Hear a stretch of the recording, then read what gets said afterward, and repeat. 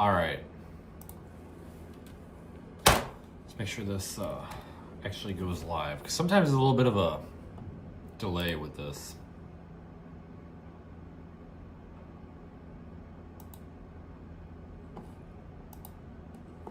Gotta give people a second to join in here. Do I have sound? There we go. Do I have sound? Yep. All right, so I don't have my wireless mics charged, so we just kind of got to deal with the sort of not the best audio. But boy, do I got a story to tell you about looking at a used car. I call a little bastard out on his shit too. Little twerp. Wait till you get this crap. So I got a story too. Man, this is great. It's still windy as hell. It's like 80 mile an hour freaking wind out there. I about blew away when I opened the door. Couldn't believe it. Could not believe it. But anyway, hopefully everybody's having a good day. It's been a whole, like, what, 5 hours? Excuse me, 5 hours since we talked last, I think. If even.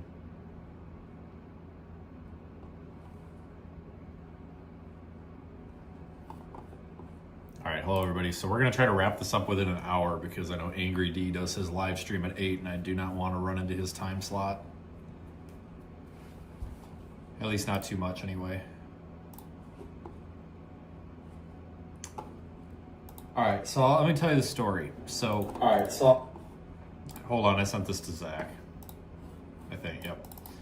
So I'm not gonna show you because I don't know how to blur out some of this out, but this guy named Josue, I don't know, Josue, Josue, whatever. This dude was selling a 2014 F-150 truck, and it just got listed like 20 minutes after we got off the live stream earlier. And I was like, hey, this thing looks good. So I asked him for the VIN, and I ran the Carfax on it, and it's got good history. It's a Gen 1 EcoBoost, so you know it's got turbos and oil leaks and timing chain problems. Well, it's recently had the timing chain and the phasers done, and it's also had the turbos done. Okay, I'm like, so that takes care of the two biggest concerns with that generation EcoBoost. Okay, not a salvage title, it's not rusted out. The guy had $8,000 on it. I'm like, yeah, you know, 12-year-old car, okay, sure. And I'm like, all right. So I'm like, hey, I'll come check that out. So he gives me the address to where to meet him, right? So I'm pulling in. And I pull in like a minute early. And I couldn't find where to go. So I drove around a bit and I said, hey, is this address for the businesses or the apartments? Because it was like a shared parking lot. I'm like, I don't know. So I circle around and I'm like, God, he hasn't messaged me back. I'm like, this little asshole better not have sold this truck on me. Like, I'm ready to pay for this thing. Like, I am basically ready to buy this thing sight unseen. I'm so sold on it, right? Well, this is why he didn't respond to me. So I drive around looking for it and I see the truck. And I see 2 feet sticking out from the front of the truck. And I'm like, oh, that can't be good. My first thought was this thing's probably sat. The starter's probably seized up.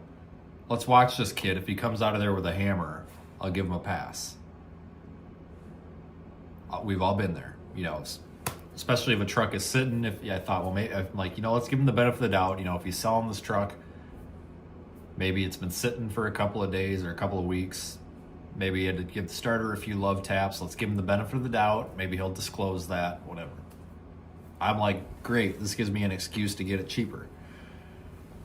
So I kind of circle back around and I watch him for a second. And he comes out of there with a can of starting fluid. Now, why would you be under the front of a truck with a can of starting fluid? If you're going to use the starting fluid, I don't know why you would use it on a gas engine, but you would be spraying it in the air intake. Well, the only thought that I have is this idiot was spraying it on the belt, because how much do you want to bet the belt squeaks? It could have been belt dressing, but I'm 99% sure it was starting fluid because it looked like the little Napa starting fluid can. And how much do you want to bet that's all that kid had, or guy, whatever, that's all he had that he could spray on that belt to quiet it down? I will bet you anything that's what he was doing.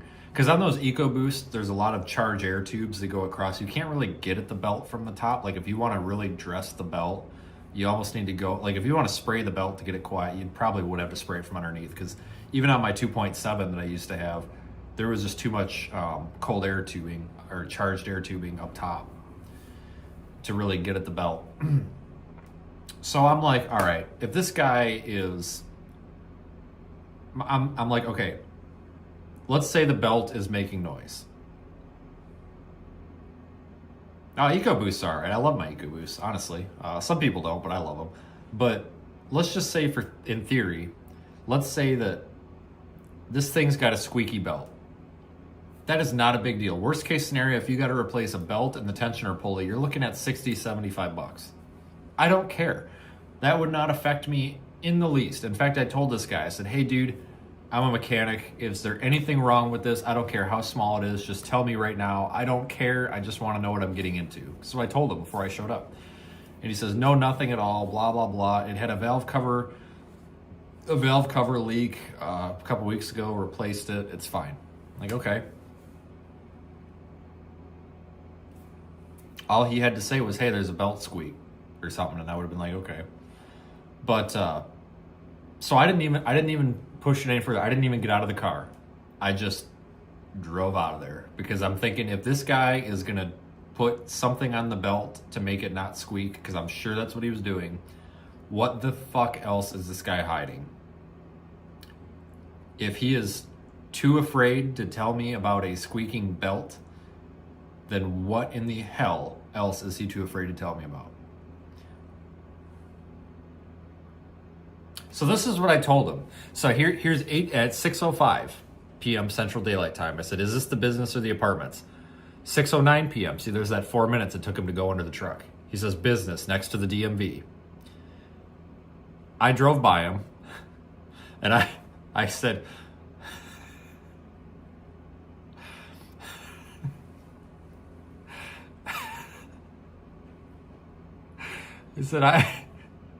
I saw you.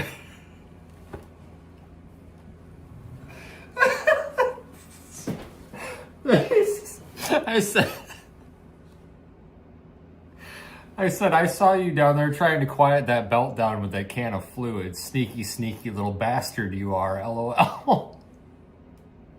And then I followed up with, hang on. Hold on, let me find the GIF.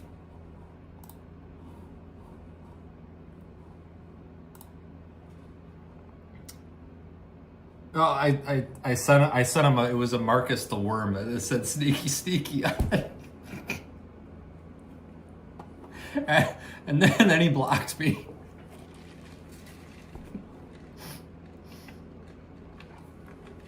Yeah, little bastard. So being the kind person I am, I went into the Madison, Wisconsin buy, swap, sell, trade group where this guy had this listed. And I typed in there, hey, if you're looking for this asshole, here's a screenshot. This is what he was doing. If you go look at this vehicle, just be extra, extra cautious. And a bunch of people liked it. And somebody in the comments is like, oh my God, thank you. You're doing the Lord's work. I'm like, I don't want to see somebody get screwed. And you know what? Maybe you had a perfectly good reason to be under there. But I'm telling you one thing. There is no good reason to be under the front of an F-150 you're selling with a can of fluid trying to quiet down a belt. I used to buy and sell cars. I had a dealer license, and I never did shit like that. If I did, I disclosed it. There was one time I had a Honda Civic that I sold. I made a lot of money on it, but I had a Honda Civic that I bought and sold. It just needed ignition coils. And it had a squeaky belt. I could not get a belt, but the belt was just worn. So I took a bar of soap and stuck it on the belt and let it run and really quieted out. But I put that in the Facebook listing. For some stupid reason, like, it was some like special order belt. It wasn't really special order, but like all the parts stores, it was going to take them like 2 days to get it. And I'm like, I'm going to list this thing as is. So I put on there, I'm like, it needs a belt. I can't get a belt today. But I put soap on it to quiet it down. And I literally told people, like, I just did that because I didn't want to listen to it. There you go. You know. So a couple of things have happened. So in the amount of time that we've been gone, I've looked at a couple of vehicles. They've all been shit. The one I was telling you about is not available. It's sold, which no reason, I mean, no wonder why it sold. I reached out to my friend Ted. So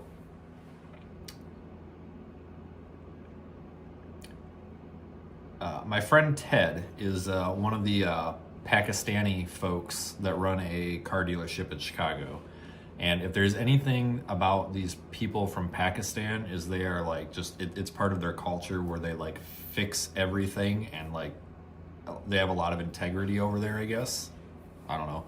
But seriously, like definitely a different culture with these guys. A lot more trustworthy and very they take care of their customers very well. So I have been doing business with those guys down there in Chicago since 2016, and I have bought 11 cars from them. And I was like, hey, here's the problem I'm having. You know, what are we looking at?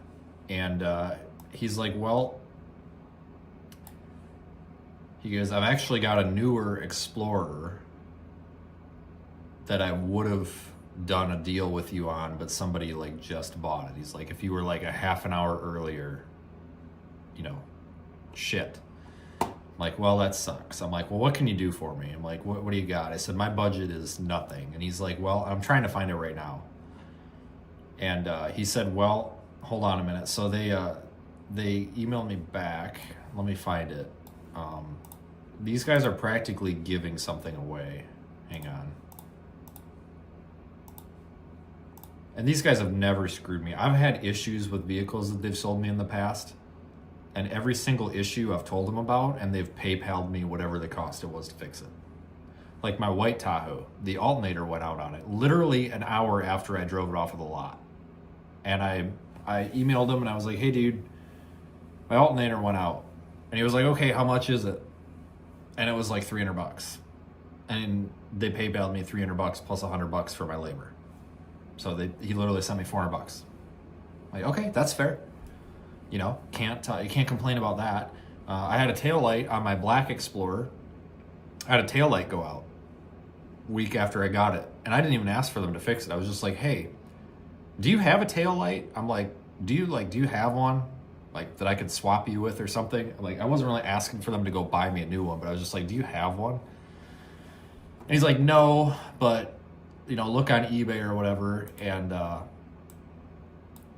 so I found a couple and they were really expensive, and he was like, no, just hold on. So I guess they went on like some junkyard website and they ordered me a taillight, and they shipped it overnight from the junkyard to the hotel that I was at in the middle of severe weather season.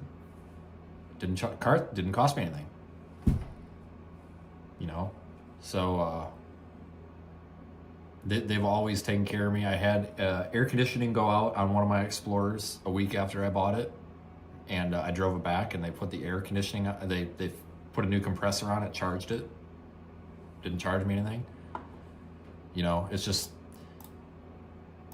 you know, when you buy a used vehicle, it's as is, where is, and a lot of dealerships go by that. But these guys have always been very, very defensive of their customers, if that makes sense. And I think that's just kind of like their culture. I got distracted, sorry. Let me find it. Because he's got a hell of a deal on this he wants to make for me.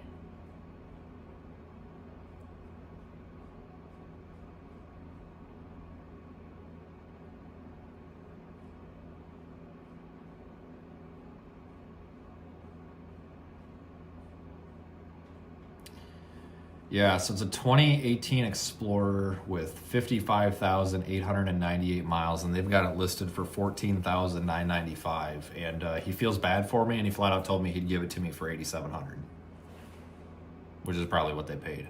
I am not getting the Honda Ridgeline. Hell no. I don't really have that much money, so I'm probably not going to be able to do it. But hopefully they will extend that deal in a couple of weeks, because that's basically half price, and like 55,000 miles on it. I mean, we're not looking at issues. This is probably the best one that they've got too. I'm not a huge fan of Explorers, but these newer ones are nicer.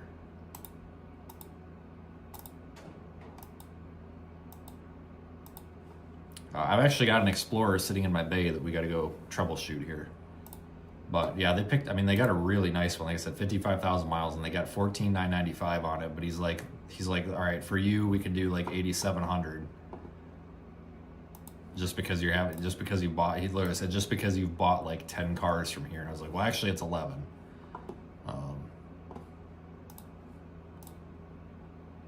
But I don't have that much. How much do I have?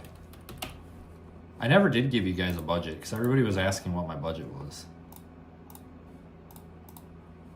Collectively, everything in liquid, I have 8,700. Keep in mind, my business is separate from my personal, but the amount of money that I have in liquid that we can spend without being in an emergency situation is actually 8,700, which is coincidental. So I really need to move that number up to like 10. So I basically really need to pull another $2,000 out of my ass to make myself be able to afford that, if that makes sense. Because I try to keep like an emergency amount of money in the business, and it's about $9,000. It would not be a good idea because I don't have any deposits that come back into this business until the 23rd. Well, there's a small deposit next week, but the big deposit's on the 23rd, which is YouTube. I don't have any deposits to come back in. And if we were to liquidate the liquid assets, which is the cash, if something happens, we could really be screwed. Like a breakdown in the middle of nowhere, like what would I do? I'm very transparent about this. I'm more transparent than any other storm chaser would be because I like to talk to you guys about what it takes to do this. But basically, if I can muster up another like $1,500, which means I might be able to, because I need to look at my personal finances. I might be willing to move a little out of my personal finances to the business and then pay myself back in a couple of weeks, if that makes sense. But I'm gonna see if there's anything I can do. I don't think there is. We might have to just wait on this for a couple of weeks, honestly, which I really don't want to do because I'm afraid of driving that Tahoe too much because I'm trying to feather it.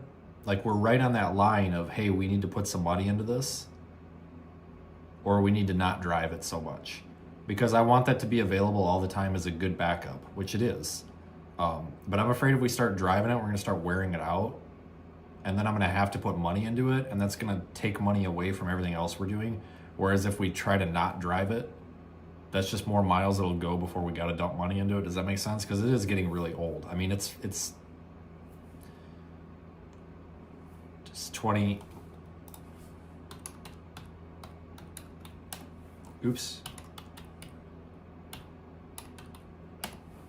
God dang, I can't do math. 20, 26, man. A truck is 17 years old. So,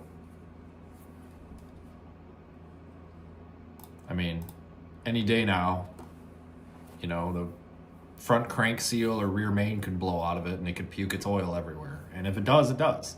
But I have to make sure that I got the ability to fix that. So that's where I'm looking at. So a couple of other things that we have to acknowledge. Earlier today, and a huge thank you to these people, that's why I'm bringing this up. Without any like solicitation, if that makes sense, I got a notification on my PayPal that our audience combined allowed me to use this way of saying it, basically voluntarily coughed up almost $2,000 and said, here you go. This happened the last time that I had a vehicle crisis, which was 3 years ago when we bought the white Tahoe. And I couldn't believe it. So if you are involved in that, a huge thank you, because that goes toward solving this crisis. I disagree about 09 generation being crap, because I've got one, well, it's not out there right now. I had to swap it for a minute. I've got one with almost 300,000 miles on it, with original motor, original transmission, and original rear end. And it was the best, absolute best business purchase that I ever made. I've put new front suspension on it, but you're going to do that on any vehicle. We had to do the rear axle seals on that one. That was a pain in the. That was a little bit expensive. I didn't do that. I had our shop up in Minnesota do that because I didn't want to, because you got to pull the differential apart and pop the pin. I just didn't want to do it. That was a little expensive, but that was, I mean, whatever. And then they did the pinion seal for me. They resealed that whole axle.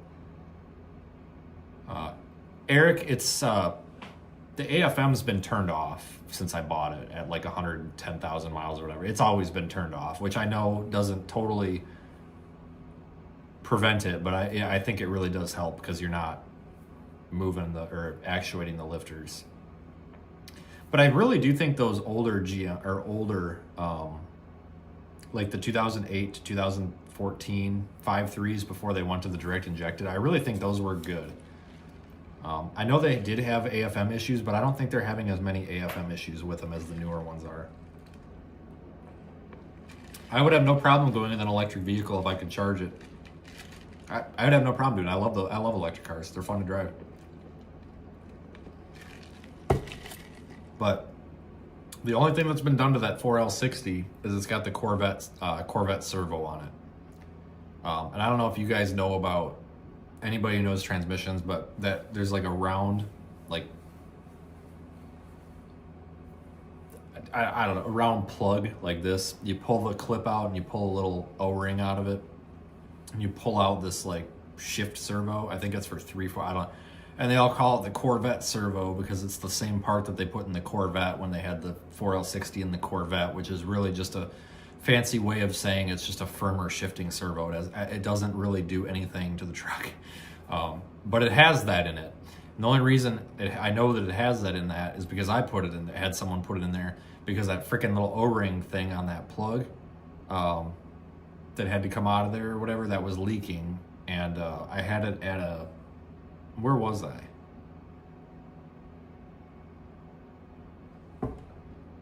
Maybe it was the guys in Minnesota. I don't know. They're like, oh, put the Corvette servo in it while it's out. I'm like, oh, okay.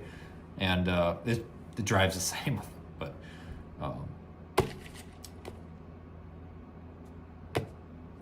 I tell you what, they I know that 2009 has had a bad rap for years with GM, but I can't complain.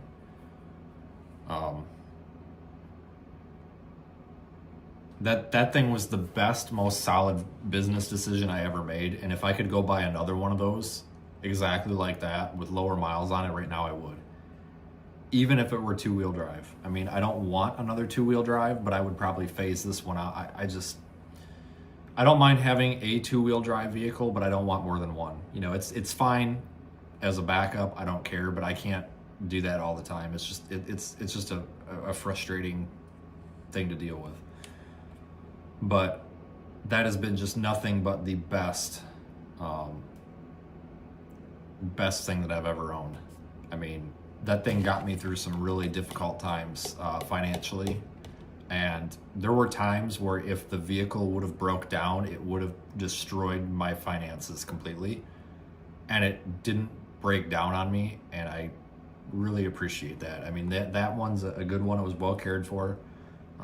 It's definitely got a few issues, but nothing that a little bit of cash isn't gonna fix. Like, it needs the air conditioning resealed. That's not a big deal. It's gonna be like $90 and then probably $100 worth of Freon.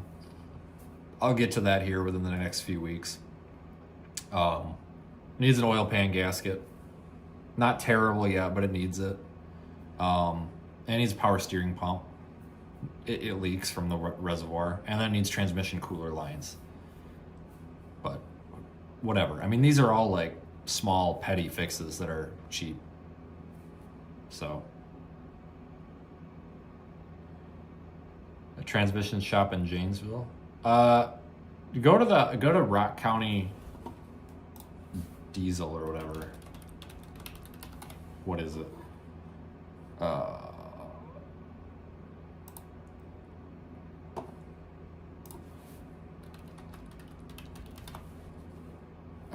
Well, I mean, it's Rock County Diesel, but it's ATS of Janesville, like Janesville. If you just Google Janesville transmission, it's 4365 Milton Avenue. It's on Highway 26. Like, it's that one just north on 26, just north of the Walmart. Just go there.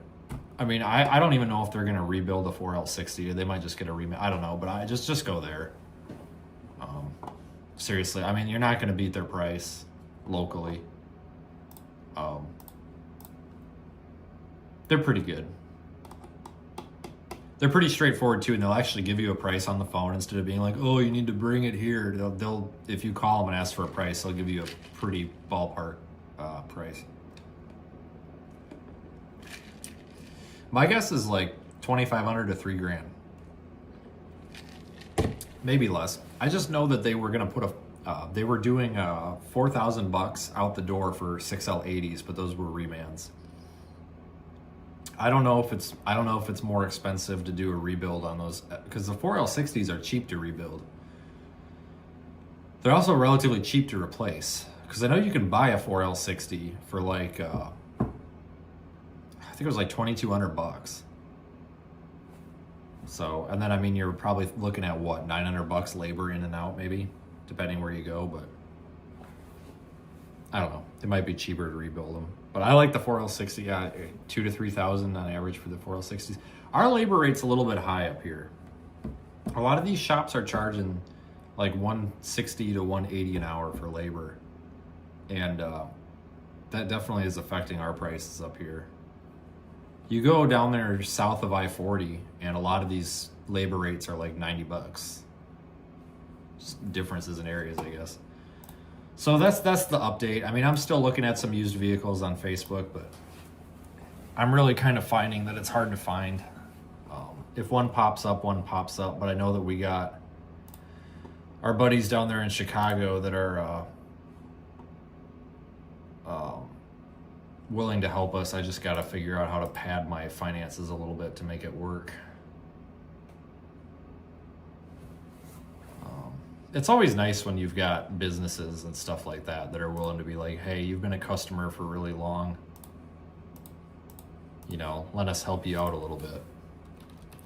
So I've got my other Explorer in the shop right now that's not used for chasing. That's a different story. We got to run out there, and it's making a terrible noise. No, this isn't live. This is tomorrow. It's making a terrible front end noise, and I think it's a power steering rack, and it needs an oil change. So we're gonna go out there, and I don't have my wireless mic, so this is gonna kind of suck. But we got to kind of figure out where this noise is coming from, and I don't know if we've never actually done any sort of video on how to like figure out what's wrong with the car. So I guess now is probably the time to do that. So we can do that. My shop's a mess. Give me a break. I have to clean it. Holy smokes, it's 1,000 degrees out here. Give me a break, because we were doing a lot of stuff in here. I gotta turn this shit down. So what you'll see over here is, see, I can be organized and clean sometimes. This is everything I was using to do the injectors on that truck. And there's the old injectors from that truck that they wanted to charge $3,000 for. But this thing is making a terrible suspension noise up front, and I think it's actually the power steering rack. So let me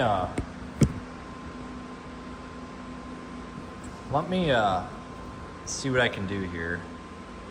I don't have the wireless mic, which sucks. See, I have the ladder here so I can get up in that damn truck.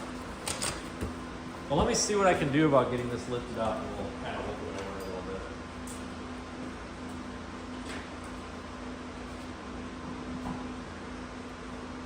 Okay, so like, I know this sounds ridiculous, but I always try to kick it while it's on the ground. Because sometimes they rattle when they're on the ground, not when they're in the air. Because like, I've had dumb shit happen where it's like a brake caliper, and then you find it that way too. So.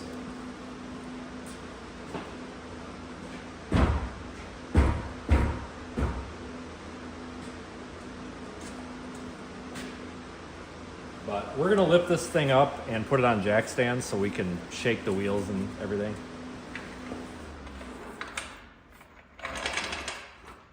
Where the hell are you even picking up at? It's been so long.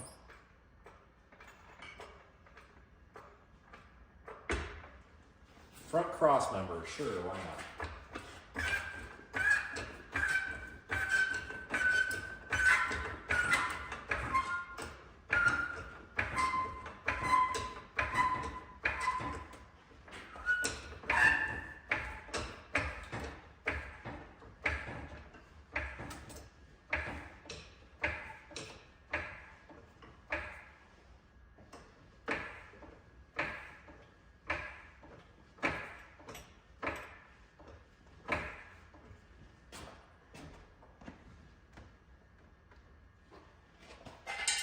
All right, we're gonna put the jack stands not under the suspension.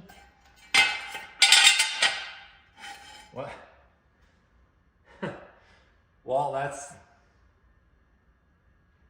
okay.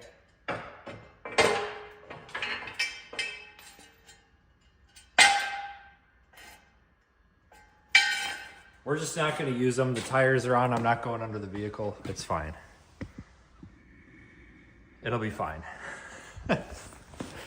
We're not big enough, so.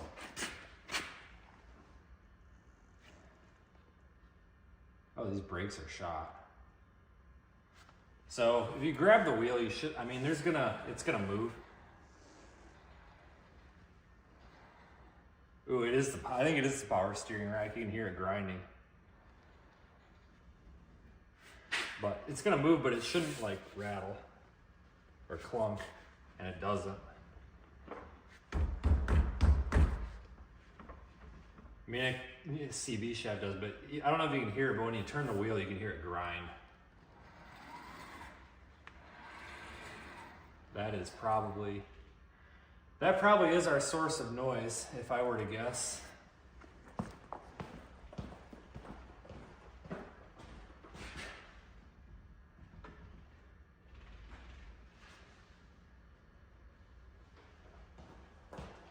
Okay, let me grab a pry bar.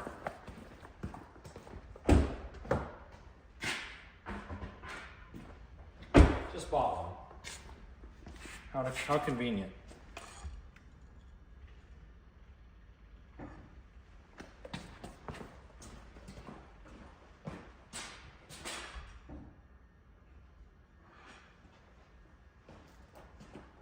Okay, there's no play anywhere here. So what I'll probably look for too now, we can check. This is the control arm. We'll probably put the weight of the vehicle on that control arm and then see if anything changes.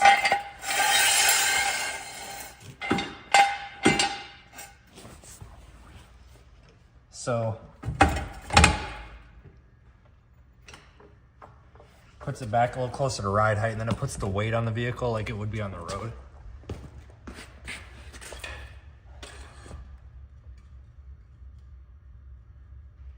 Oh, I might feel something. I can't tell.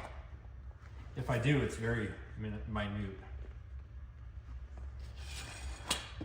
I think it's on the passenger side, but it almost feels like there might be a little bit of a clicking. Maybe. Yeah. We're gonna pull the wheel off. I wonder if that lower ball joint is bad.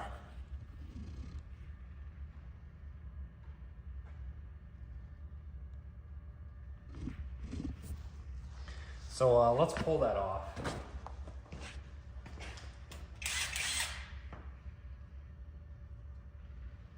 I gotta find a socket. I think it's a 19.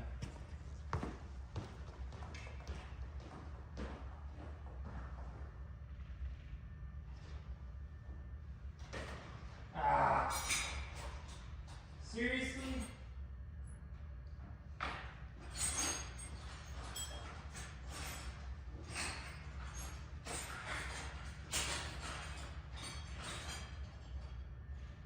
What? Hold on, the socket's stuck on the thing.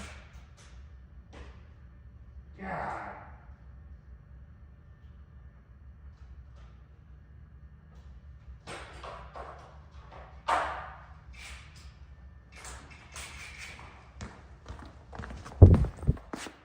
Sorry, socket was stuck on the adapter.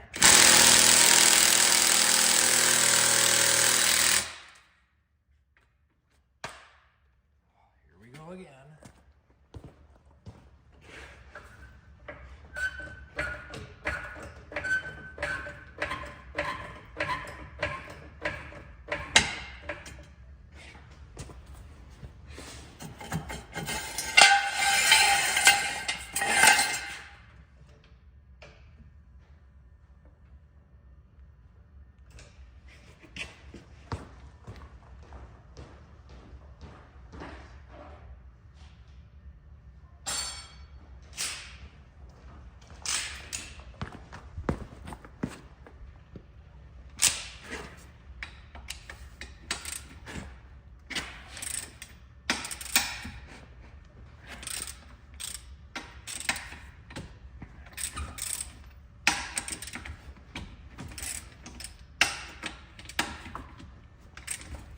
Do the other side quick.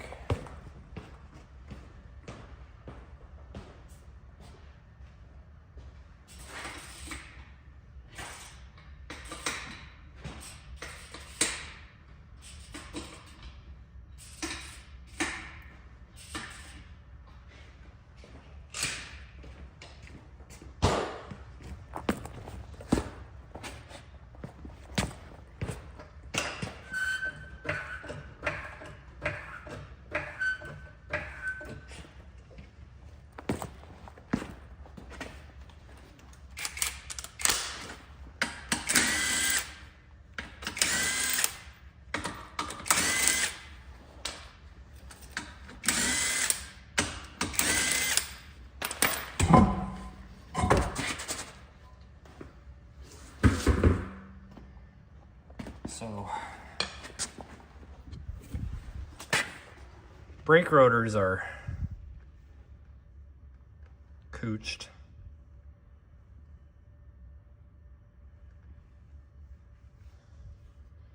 Wonder why these were new. There's pad. These caliper slide pins might be seasoned. So all this is relatively new. So your strut, but the strut boot's broken, which is common on these, but I don't see any oil. So the strut's not leaking. So the strut's probably fine, just surface rust and the boot broke.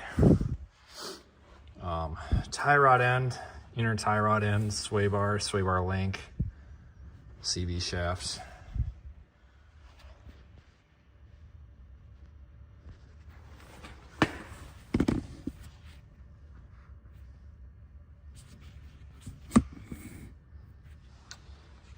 Sometimes these control arm bushings make noise on these, but usually it's very obvious. To me, it doesn't look like they are. Basically, you just want to take your pry bar and go in here and pry on everything and see if it moves.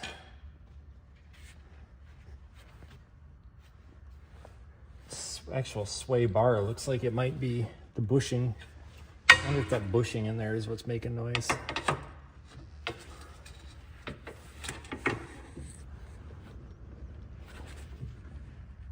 Doesn't really have much. Oh. Sway bar link.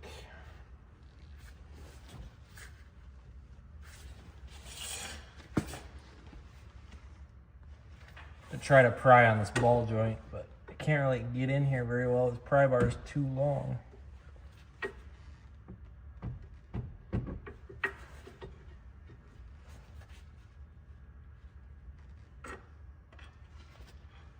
Could be these strut mounts too, but these struts are pretty new. I don't see any abnormalities up there.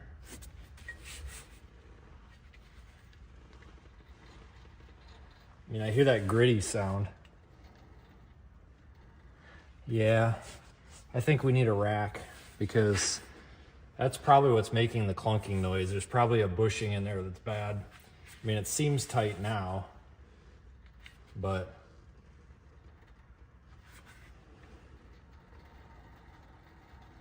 I'll put you in there. Maybe you can hear it then.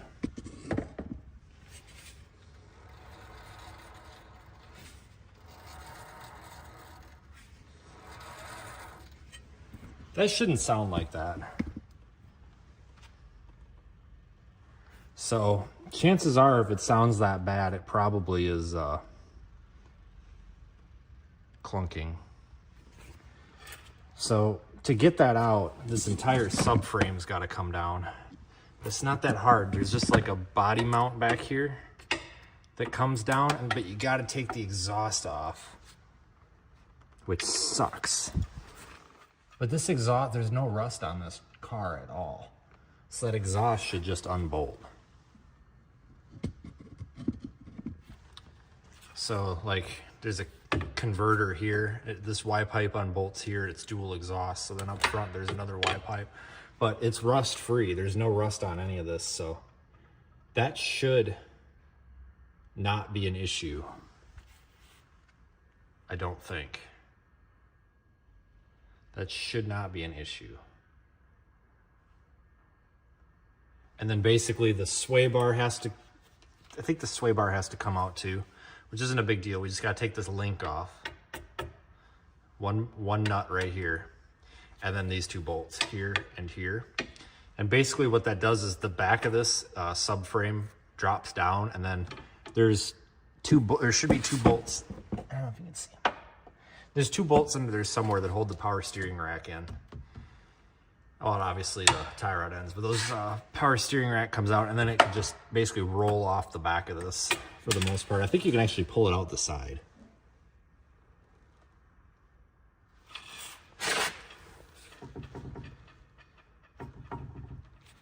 Well, I wonder, is that it?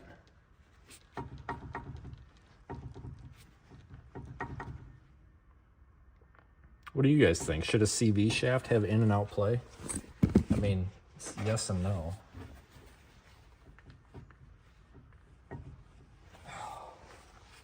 Let me look at something.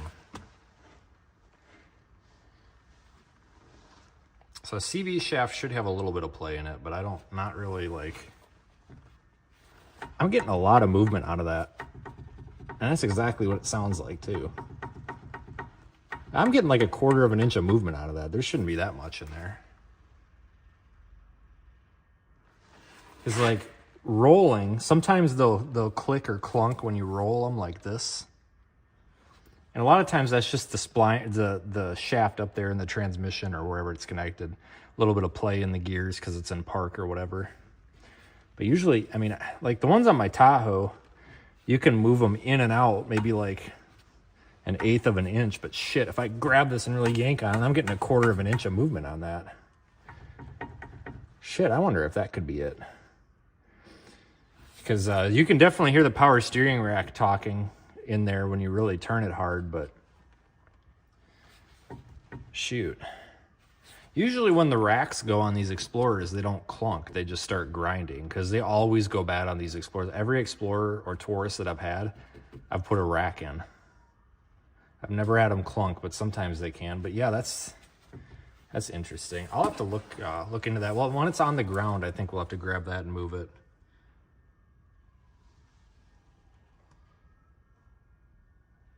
It is not the front hubs. That's all new too.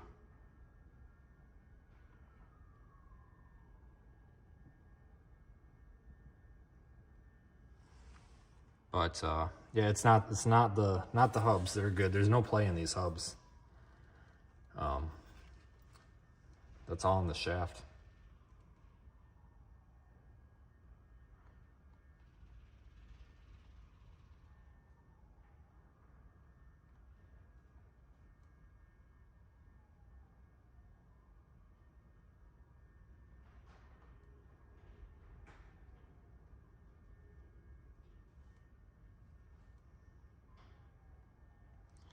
I don't know.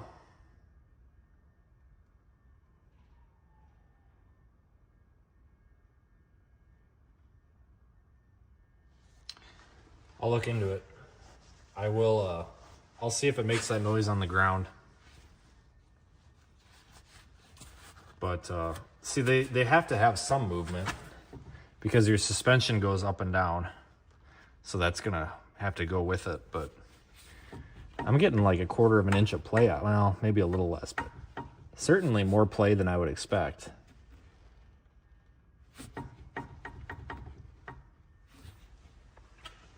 Let's go pull the other side and see if the other side is the same. We know a couple of things here. It's really nothing. It doesn't seem to be anything expensive. You know, all the rest of the suspension's in good shape.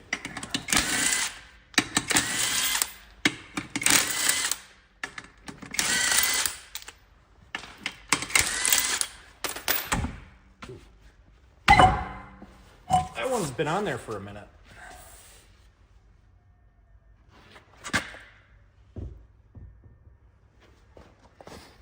So over here, rotor is the same way. I wonder, maybe it's possible when I did these brakes, maybe I didn't grease the caliper pins. Oh no, these tires are like brand new. Kidding me?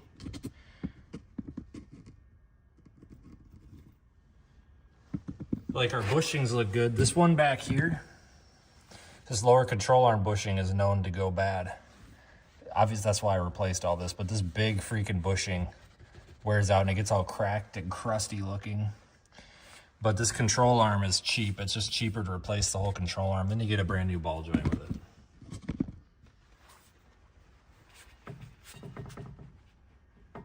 So that one makes the same sound, but it doesn't have as much play. So usually these, they're not supposed to make a sound, but I'm not super familiar. Oh, we got a freaking axle seal leak? No. I don't know. We'll put the vehicle on the ground. We'll put the vehicle on the ground and with the wheels on and put it on at ride height, and I'll get under there and see. Because right now it's all flexed out. But we do need to put some grease on that. Well, yeah, you're going to hear a difference because this is a shorter half shaft than the other one. The other one's like twice as long because the transfer case is right there.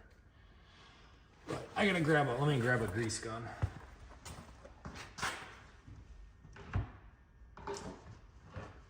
So we can grease the ball joints, I guess, real quick because it's easy.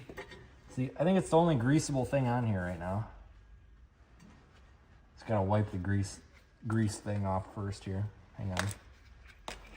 Hopefully I got enough grease left to do it.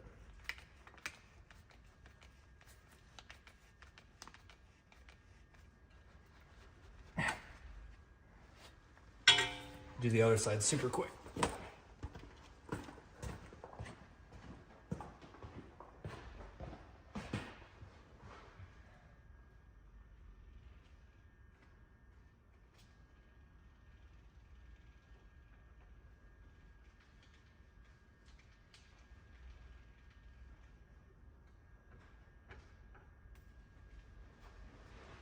Yeah, I don't think I have greasable tie rod ends on here.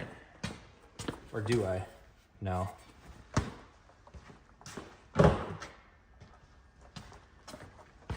Yeah, I don't know if I'm happy with that.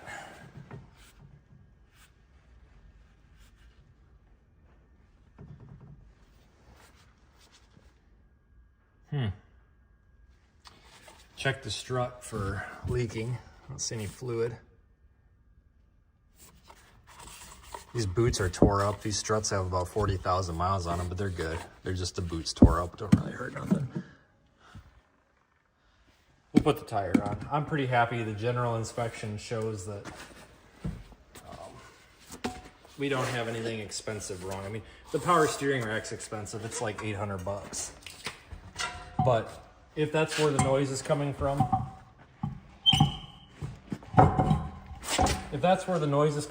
fine. You know, then we'll put a power steering rack on it. You know, whatever. The good news is the suspension's not falling apart. So that's cool. I mean, yeah, might need a power steering rack, but it's not like it needs everything. Everything else is in good shape, so that's the positive, you know.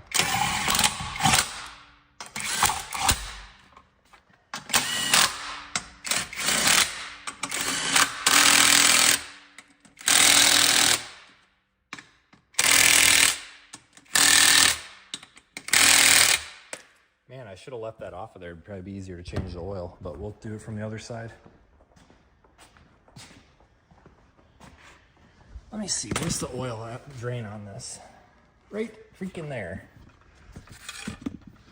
Right freaking there. A 15 or a 13? That's a 15 if I ever seen one.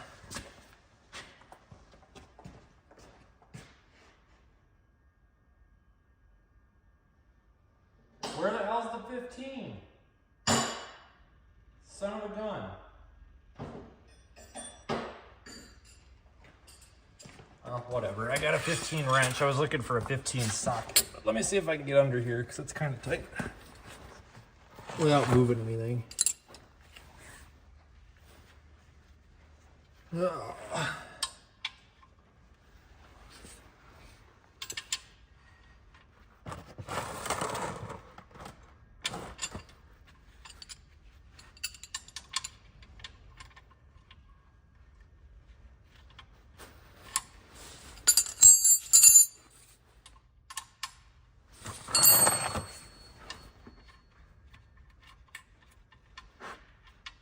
All right, we're gonna try to do this without making a mess.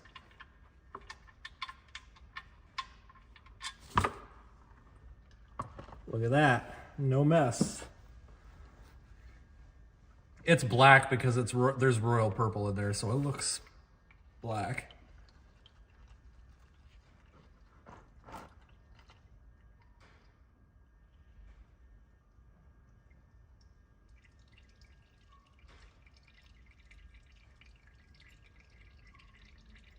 Any minute. I'm just trying to get it to a spot where I can leave it because it's probably gonna start puking out of there. All right, I'll go put a new crush washer on this. Not.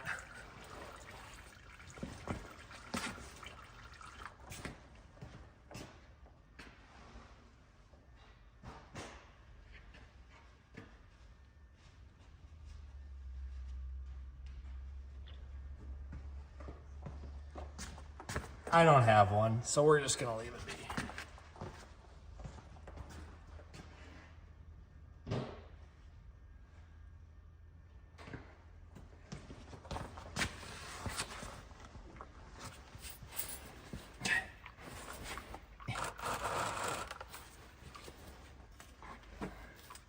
There is a fluid leak up there.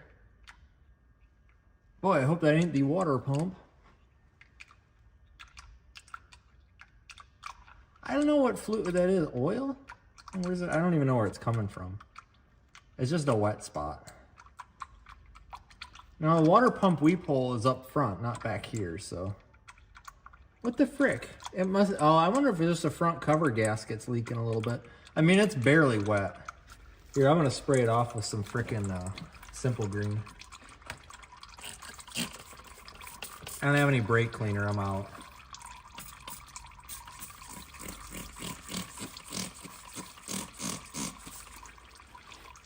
Spray it off with some Simple Green and let it loosen it up. And I'll take a rag and wipe it manually.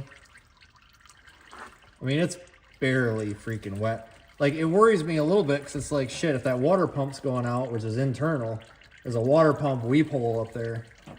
But I'm pretty sure that's forward more than that.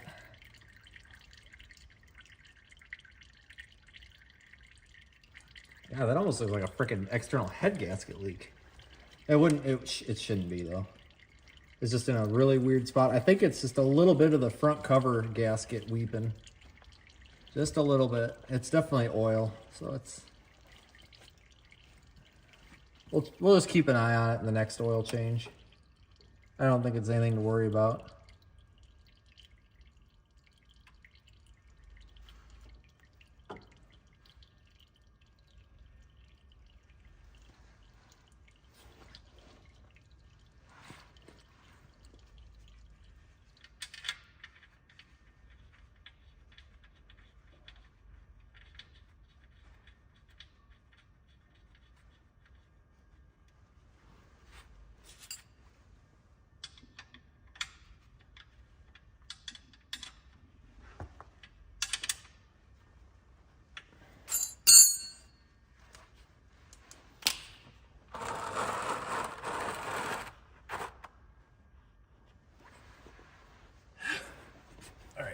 gotta get the damn oil filter off. Where the hell's the oil filter? It's been so long. Oh, it's right there. Right there. Oh no. Shoot. My jack's in the way. Are you kidding me? All right, well, we gotta put the tire on so we can put it down.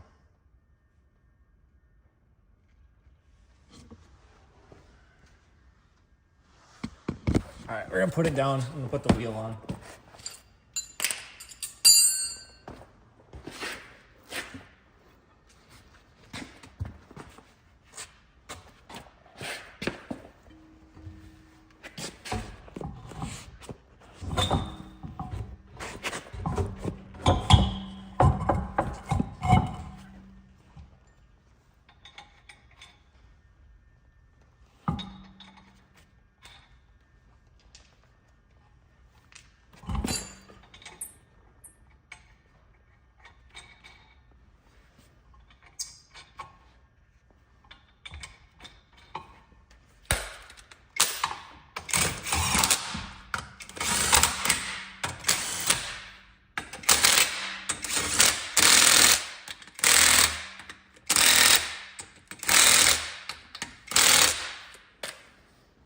So I gotta figure out how the hell I'm gonna squeeze under there for that drain or the oil filter.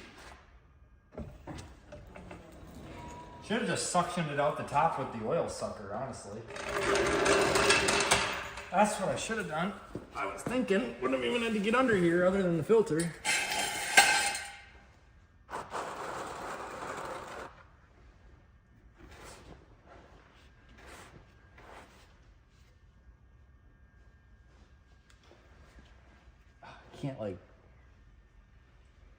Can't get in here to like double grip it. Ah, frick. Really?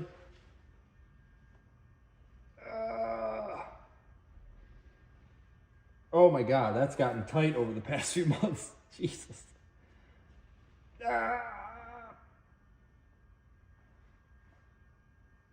Oh my God. Okay, one more and I think it's loose. There we go. Jesus.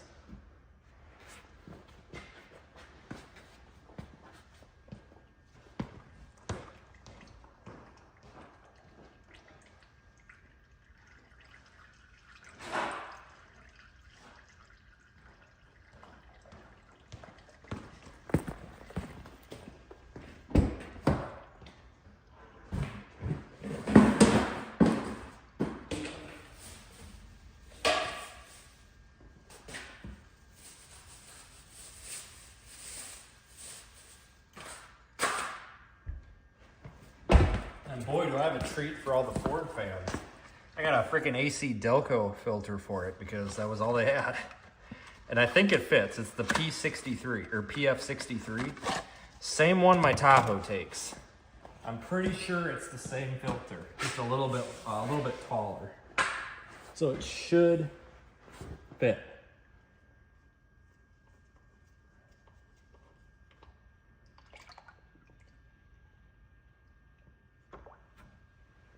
Should.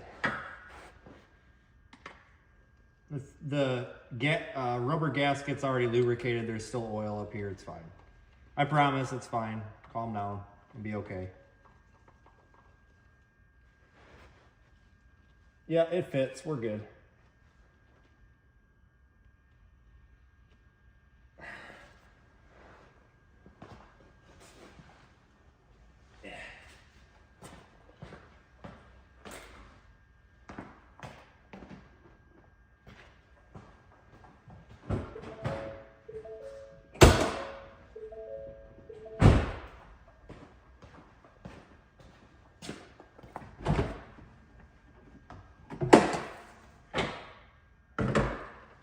Oh, great. Leaves. Leaves everywhere. How nice. All right, does coolant level look good? It's a little low. That's concerning. I think it's always been low. I don't know.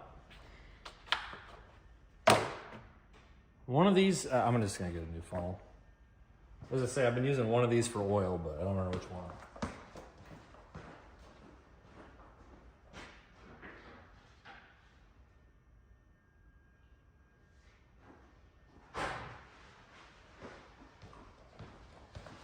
I would typically use one of those for wish-wash fluid and one of them for oil, but I don't know which one's which, so we'll just do this.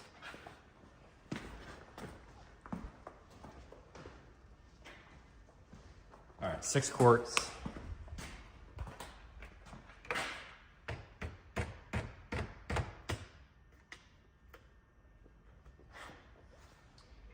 Pull the dipstick a little bit so that the air can come out so it doesn't try to bubble.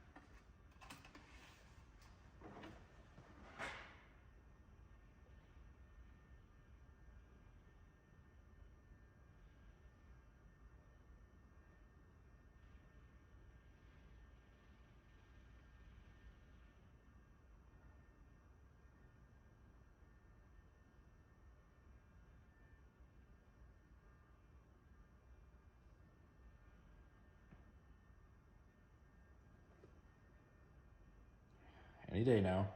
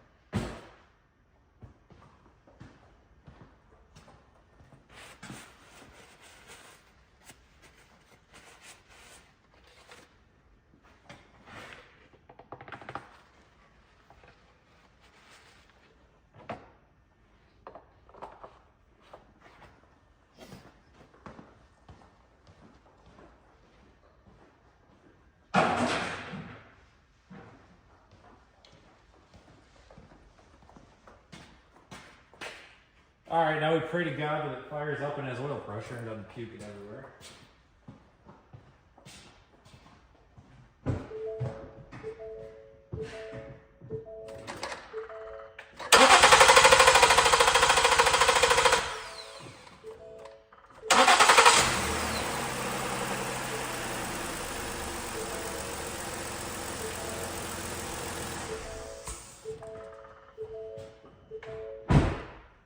Alright, you don't have an oil pressure indicator, but it ran, so it's good.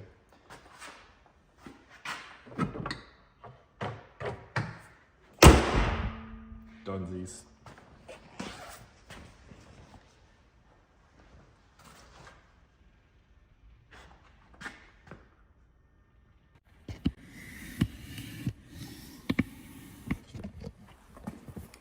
Okay, well that's that. Come back in here and see what's going on with the chat.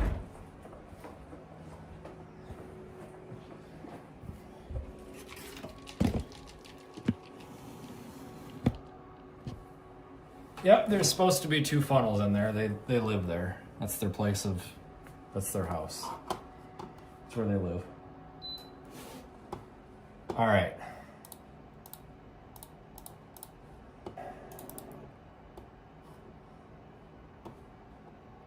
Yeah, guys, there's 2 funnels that they live there. They're supposed to be there. That's where I want them, because one's for oil, for if we have to do an oil change somewhere else, and one's for the washer fluid.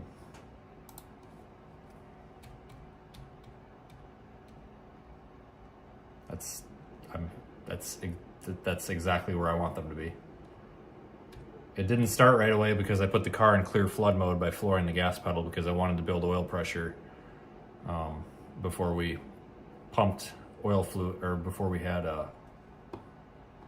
high RPM. So I wanted to turn the engine over to build oil pressure and fill up the filter and then let it go, because I'd rather run the engine with low oil pressure at like 1 to 200 RPM of the starter versus idle for a few seconds, just to be, you know, kind of nice to it anyway. Try to be a little nice to it. Make it last as long as we can. Probably doesn't matter, but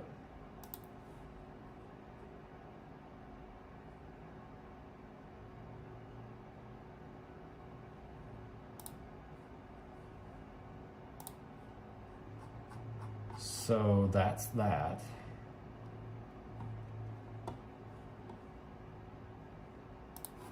What does chat have to say? We had quite a few people coming in tonight.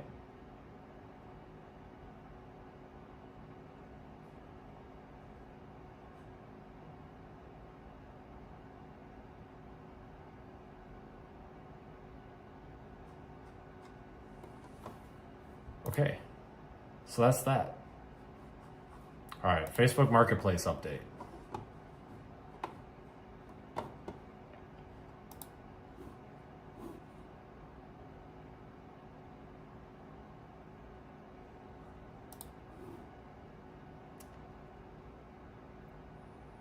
No new developments, I don't think.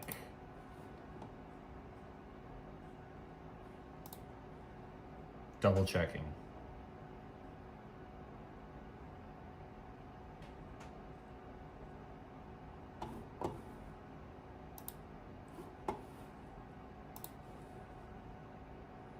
Double checking. Yeah, we got to clear out of here soon because we're running into Angry D's time slot here.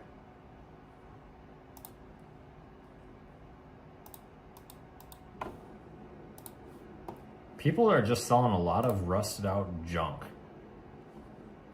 on Facebook Marketplace. A lot of junk. Like legit junk. Like they need to go burn it kind of junk. Straight up junk.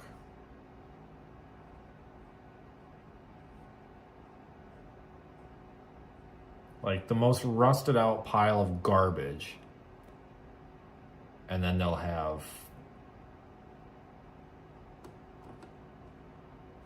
well, I just saw a freaking Chevy half-ton 2014 where half of the freaking bed is rusted away and they want $11,000 because it's got a lift kit on it. Yeah, and I'm sure the lift kit's rusted to pieces too. Like, here's the thing. These redneck fucking pickup truck drivers up here in this state, I'm dead serious.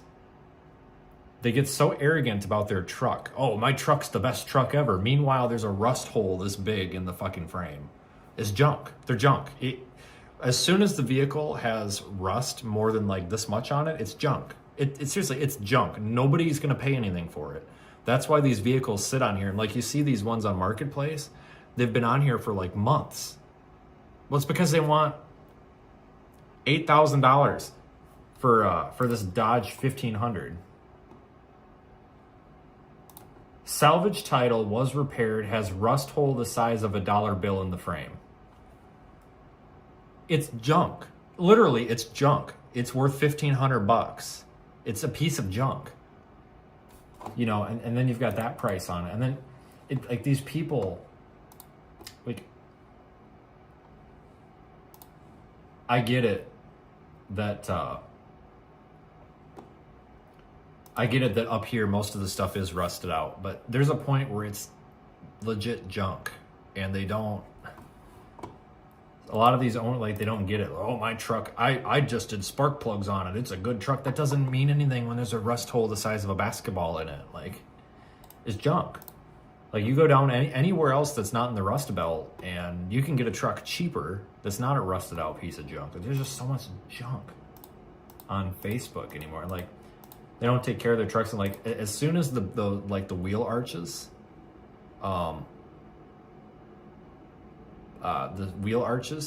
as soon as they start to rust out, the truck's junk. Truck's junk. Because as soon as the body's rusting that much, everything else is rusted. You're going to have body mounts that rust out. You're going to have cab corners that are gone, rockers that are gone.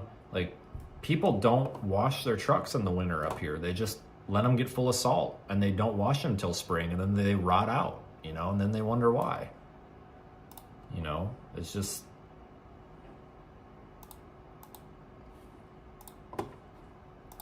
All right, $12,000 for this Chevy. What is this? 2003 Chevy or 2003 GMC.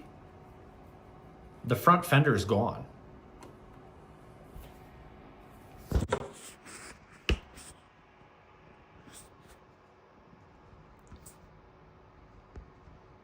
$12,000 for this. Or I'm sorry, $9,000. I'm an idiot. They want $9,000 for that. The front fender's rusted away. Like, I don't know what crack you're smoking, but something's wrong. Like, you guys are like, what kind of idiot? Like, I mean, seriously, it's a piece of junk. Crush it. Like, it's garbage. It's not worth anything. It's not even worth anything as a farm truck, because if the fender's that bad, you know damn well the body mounts are rotted out too. And the first time somebody runs over a freaking pothole, the damn cab's gonna come off the damn frame. Like, it's just junk. Yeah, I would look in Texas, but guys, I'm up here, you know, and I can't. I can't.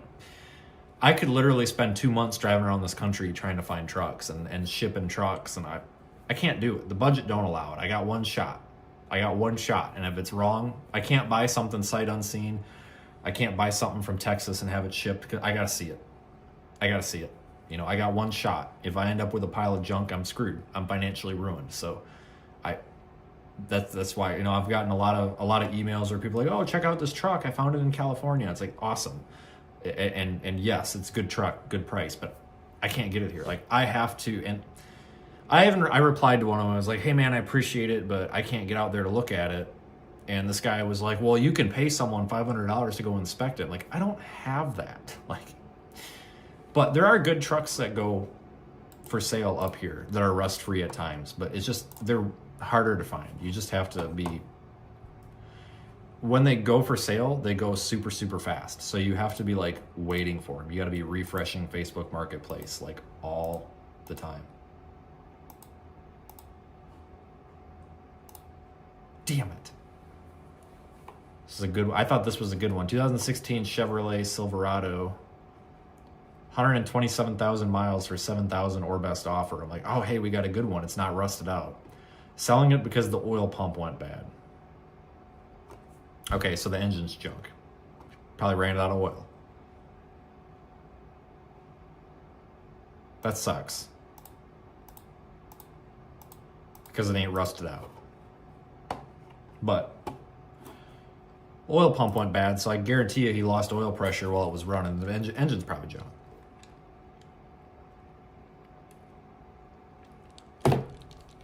Engine's probably junk. A guy never did get back to me about that 7.3 powered Excursion. I'm telling you.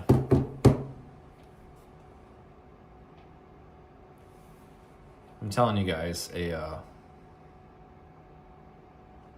something with a 7.3 in it be the way to do it.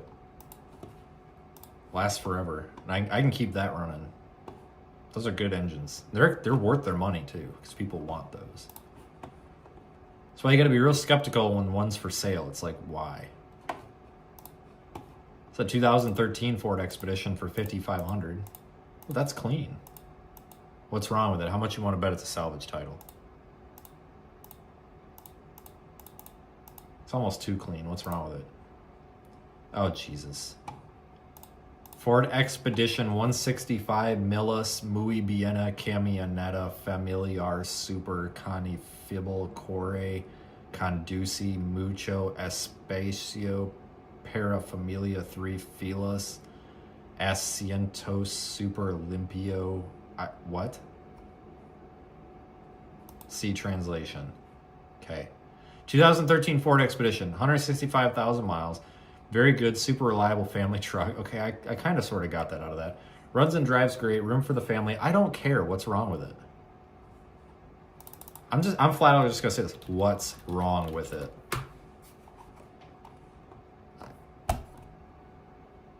I don't know. I tried. There's a reason I don't speak Spanish. It doesn't work very well. Just listed. That's actually a very nice looking truck. Why is that $6,500? Something, see, like when you see something really nice for a price like that, it kind of makes you wonder. It's like, what's wrong? So now, like, that's why I flat out asked the guy, I'm like, what's wrong with it? I gotta check in and see what Angry D's doing. Hang on. That would be fucking sick, Steven Ricks. Alright.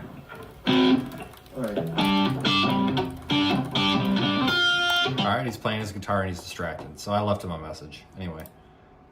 Hey, somebody send him a $100 super chat? Dude, that's freaking awesome. Because he lost his job because of freaking Hunter Kelly.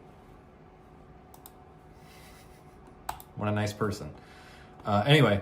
$24,000 for a 2003 Chevrolet 1500 regular cab short bed. Excuse me? What is it made out of? Gold?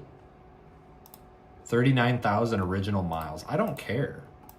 I don't care. That's not, no.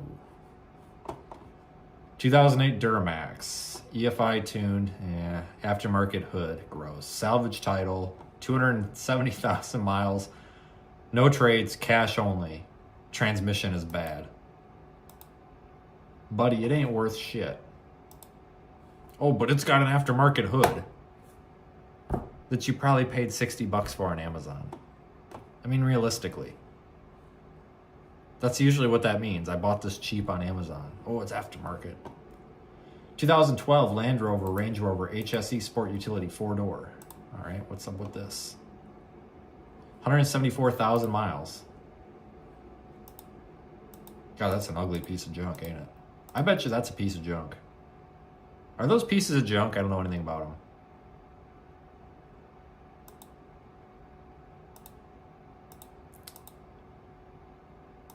I don't know a damn thing about Land Rover, Range Rover, HSE Sport 4-door, but it looks pretty cool. Kind of. It's kind of growing on me. Are those pieces of junk?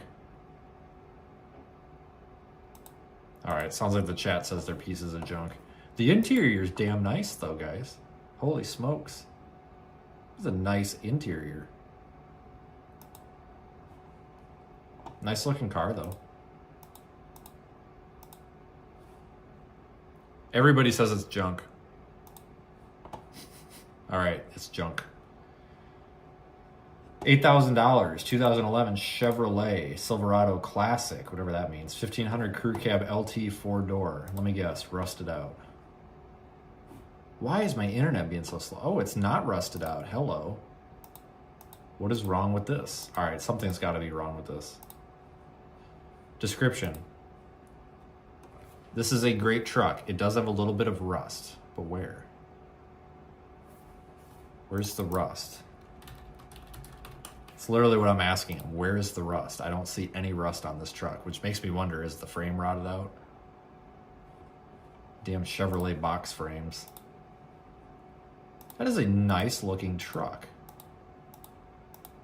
What's wrong with it? Something's got to be wrong with it. Motor's clean. Rockers are clean. There's no rust on this thing. What the hell is he talking about? It's got to be on the frame. If it's on the frame, it's junk. Guy's got $8,000 on it. I don't have $8,000, but I want to see what's wrong with it, so I messaged him anyway. 2013 Ford F-150. That picture's all crooked. I'm not even giving it the time of the day. 2009 F-150 Super Cab STX pickup 4-door 6.5 foot bed. All right, what's wrong with this?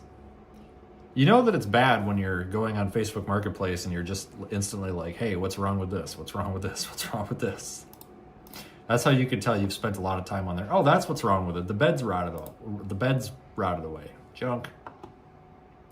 2006 Kodiak C4500 flatbed rollback tow truck for $13,500. Maybe that's what we need to buy, so when my shit breaks down, we can tow it ourselves. Just saying.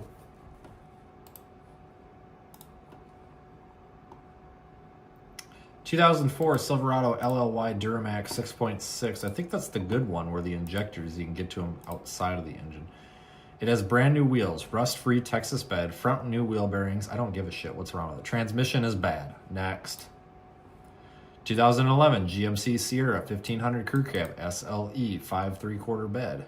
178,000 miles, no issues. Runs and drives amazing. Does it though?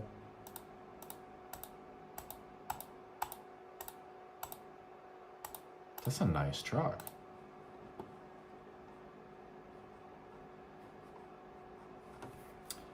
You able to get me the VIN so I look at the Carfax?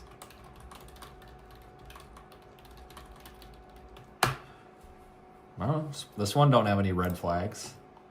Lots of pictures. I don't see any rust at all. But I don't see any pictures with the doors open though. I wonder if the rockers are rotted away. We'll see what they say.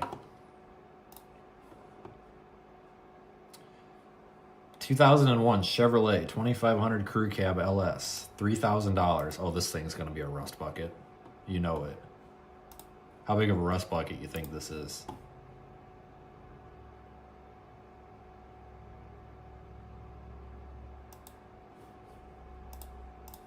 Where'd it go? Selling my 01 Chevy 2500 4x4. It has the 6.0 and automatic. Well, no shit. It's an old truck. It's rusty but trusty. Next. Next. $20,000 or 20,000 gallon metal tank. I don't know why that's showing up. I don't know why that's showing up in the vehicles, but for $3,000 I can get a 20,000 gallon metal tank. I don't know what we're gonna do with it, but we can get a metal tank, I guess, if anybody wants a metal tank. 2006 F-250 short bed. All right, what's wrong with it? Let me guess, blown head gasket, 6 liter. New injectors, new standpipes, new dummy plugs, new tires, sinister diesel piping kit, 5-inch exhaust, 2 brand new batteries, California truck, rebuilt title, needs head gaskets. Boy, did I call that or did I call that? 6 liter with head gaskets. Man, I called that, didn't I? I told you. I knew it. 2009 Ford F-150 Super Crew Cab XLT pickup 4-door 5.5 foot bed. I used to have one of them. That is not a Super Crew Cab. That's a single cab, you doorknob. There's only 2 doors on that. Jesus. 2011 F-150 Super Crew Cab 4 doors 6.5 foot bed. White in color. All right. Now we're talking. It's already on 33s. It's got a Jesus fish sticker in the back window. Cool.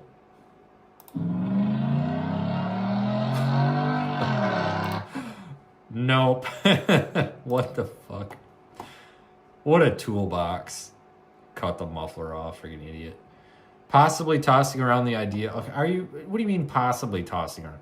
Clean frame, full LEDs, tuner and screen, light bar, 3-inch straight pipe, 2.5, no, this thing's ratted out. I'm not even giving it the time of the day. 2005 Ford F-250 Super Crew Cab, $16,000. Next.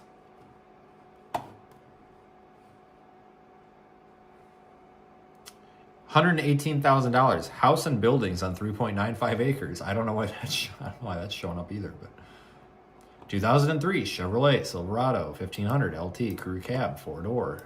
That's what crew cab means, but whatever. Starts right up. Oil changes. Price is firm. Come take a look.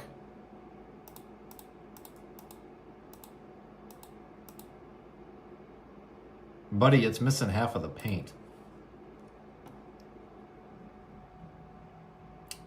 1992 Chevy 1500. Yeah, no.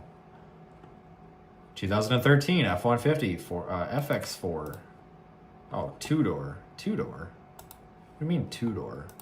That's a 4. Oh, it's got the wing door. It's a crew cab, just not a super crew cab. 169,000 miles on this V8 5.0. Runs good, AC works, clean title, some rust. Well, where's the rust? How bad's the rust? $5,400. All right, what's wrong with it? We'll see what they say. Yeah, ask Rock. Yeah, I'll pass. Oh, somebody messaged back. Who was it? Nobody. Just giving me a notification for no freaking reason. 2004 F-250 short bed, $7,200. All right, what's wrong with this? Blown head gasket? Please read the full ad. Has 207,000 miles, lots of new parts, all new aluminum radiator, water pump, AC compressor, 5-inch turbo back exhaust, 8-inch tip. She raps. Good God. Wheels, 3 years old. I've only put about 3,000 miles on them. I also have stock rims, new batteries in 2024, new alternator in 2025. No issues with the truck. I have too many vehicles. I want to downsize. Package deal, 10,000 or best offer. Need to sell. By the way, are you fucking serious? By the way, is burning coolant. You literally said a minute ago that there was nothing wrong with the truck. And now you say, by the way, it is burning coolant. That's definitely something wrong with the truck. Jesus. 2014 Dodge 1500 Crew Cab SLT 4-door 5.5 foot bed 5341. Let me guess, make offer. For fixed project or part. I'm not even giving it the time of the day. Acoustic guitar, $50. 2006 F-250 Super Duty Crew Cab Lariat 6 3/4 foot bed, $7,000. Let me guess, blown head gasket. 6.0 diesel has 286,000 miles, brand new alternator, 2 new batteries, new tie rod ends, steering components, rebuilt cluster from Automotive Circuit Solutions, small dings around but completely rust free.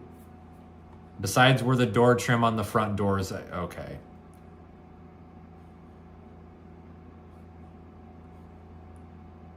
There is a lien on it.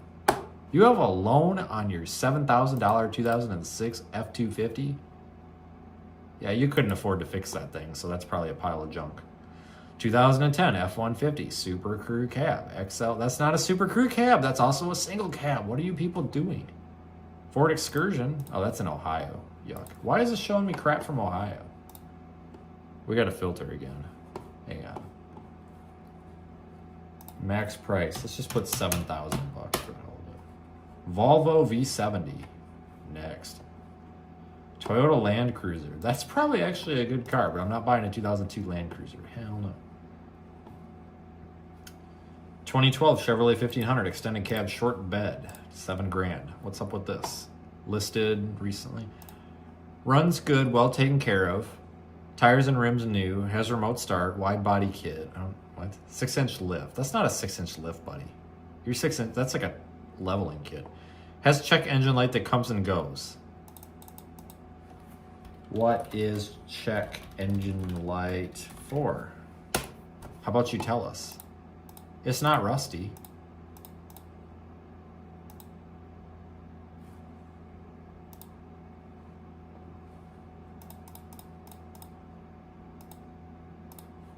I don't know.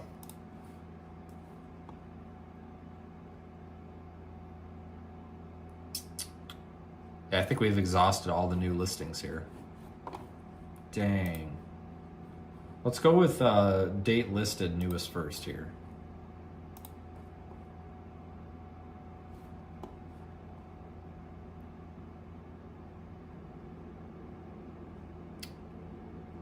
There just ain't much.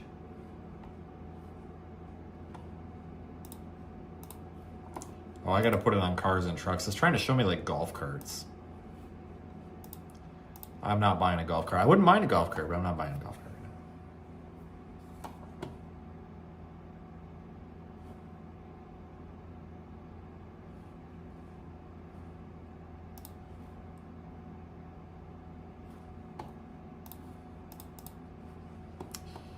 BMW camper. Why? I put in cars and trucks, but it's still stupid. Just stupid. All right, cars.com. Let's switch over. I'm getting tired of Facebook Marketplace. All right, what does cars.com say? Probably not much. Just a bunch of junk. Yeah, I'm already up to the $4,000 mark, and there's just a bunch of junk on here. Junk. Junk. That's junk. Junk. Rusted out junk. Junk. Mini Cooper. Junk. 1994 Econoline van for $5,995. Are you kidding me? Next. Chevrolet Sonic for 50 or for 5,000. Yeah, I'll pass. Chevrolet Trailblazer. Next. Piece of junk. God, it's just a bunch of junk on here. Junk, junk, junk, junk. All right, that's enough of cars.com. We gotta go back and double check Craigslist again. See if anything's coming hot off the Craigslist here. Ooh, 2008 Chevrolet Tahoe LTZ Sport. What's up with this? I like those older Tahoes. Is it rusty? It's full of rust.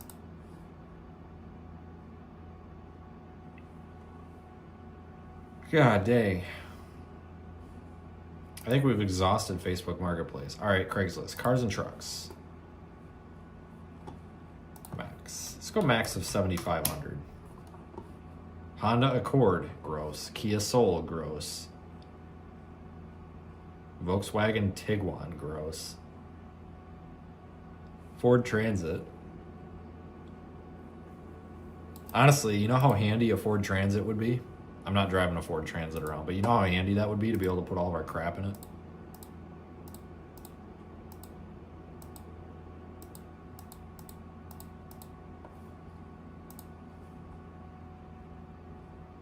Crown Victoria, 2004. That's a great car right there.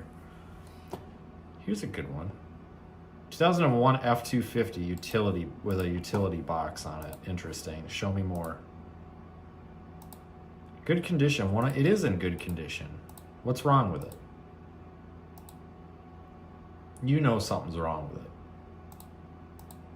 God dang, I don't know. I don't know how heavy that box is. Oh, it's just yeah. That's the utility box is rusting out. The truck's okay though.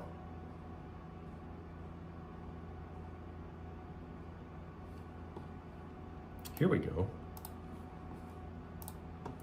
2013 Silverado 1500. Is it rusty? I don't think so. Doesn't look like it. It does not look like it at all. Clean title.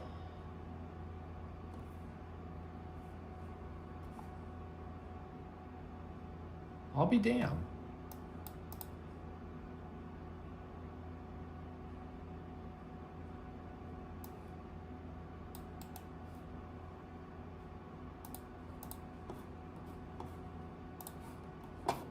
Text this guy.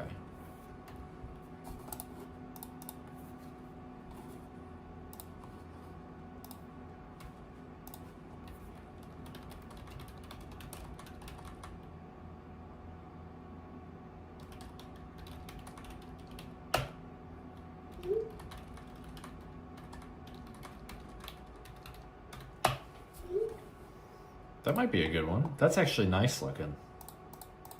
I got the VIN. Let's run a Carfax. Watch, odometer discrepancy.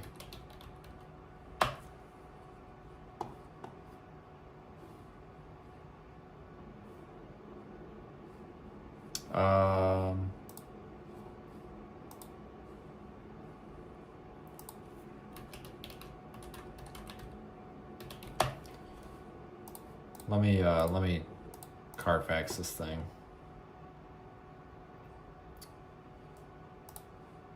Hold on, I gotta delete a vehicle to let it run another one.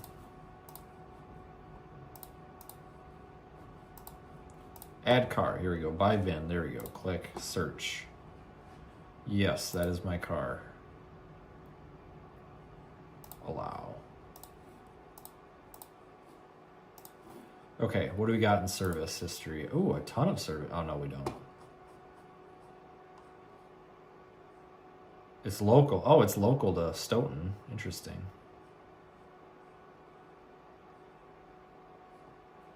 Transmission fluid, oil.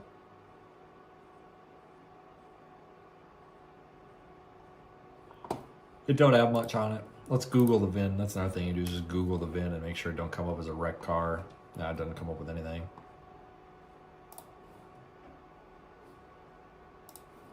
Yeah, I gotta know more about that.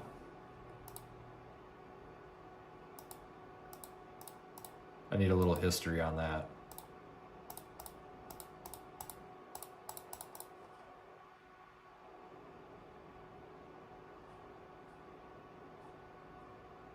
Looks like a good one.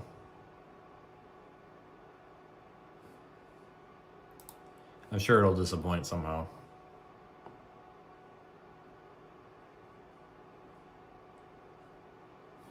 "2012 Ford Expedition." What's wrong with this? This is nice looking.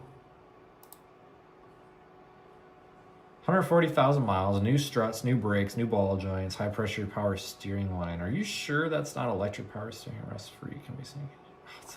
It's a fucking dealership.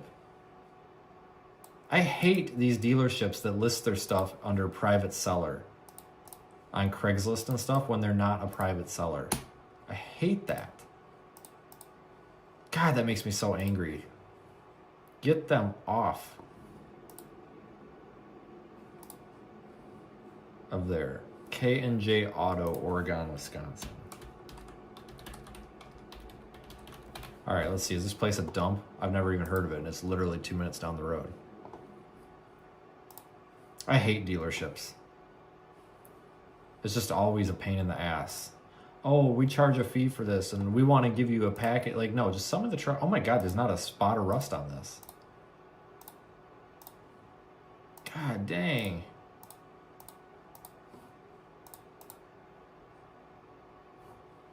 When are you open?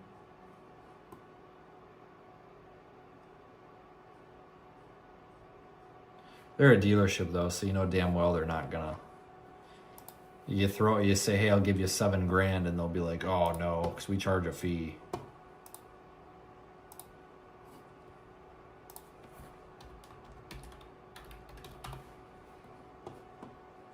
What are they open tomorrow? No, they're not open on Saturdays. Are you shitting me right now? Oh wow, I got $28 from Twitter. That's cool. Can I email you?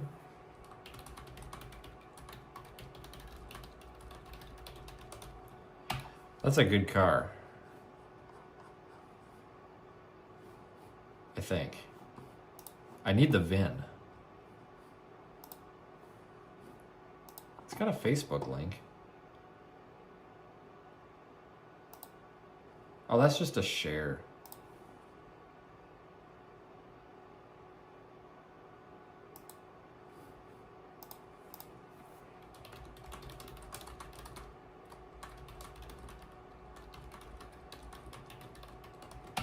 Well, they actually responded. It's probably AI.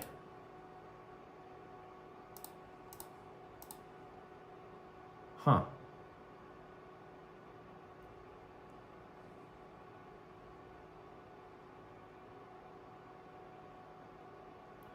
Oh yeah, I know all about the transmission stuff for sure.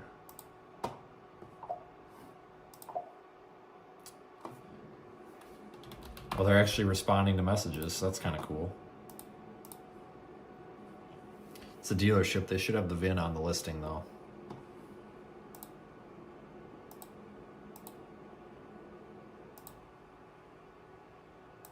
It's definitely come from down south, you can tell. I mean, it's clean. Very clean.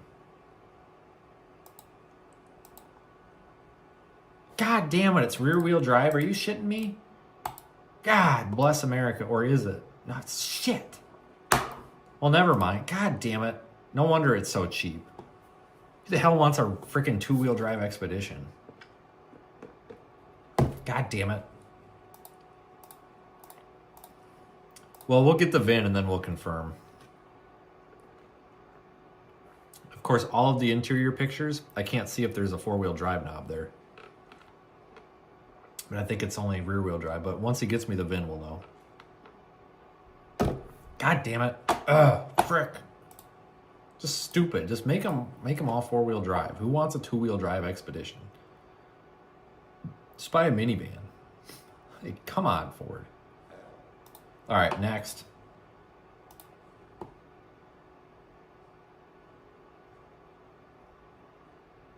Toyota Sienna minivan. That thing would probably last forever. I mean, honestly, I wouldn't want to drive it, but it probably would last forever.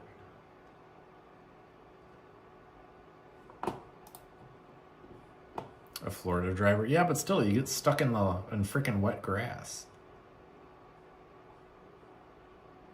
There's a 2000 Chevy S10 that's been 5.3 LS swapped. Nice. But no thanks.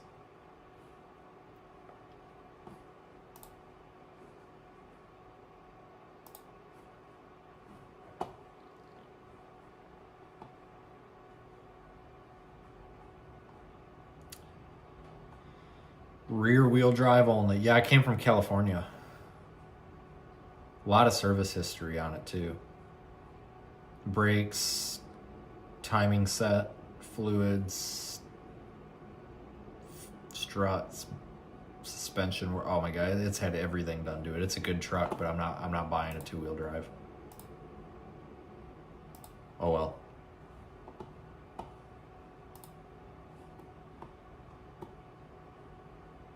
Next.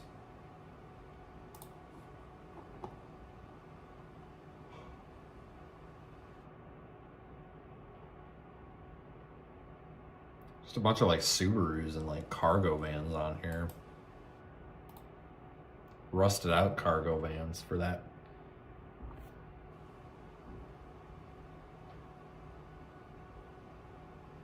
For that matter.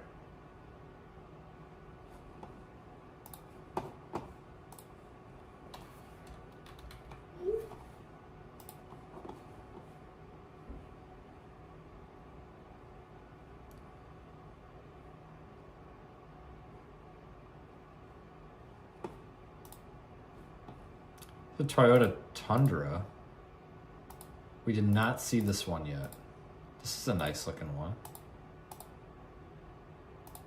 I don't see any rust on it. Well maintained, no lights, burns and dry, service records available.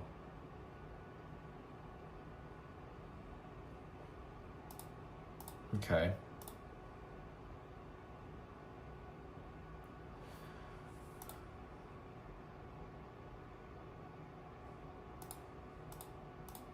Let's email this guy. God, it looks like it's 2007 again.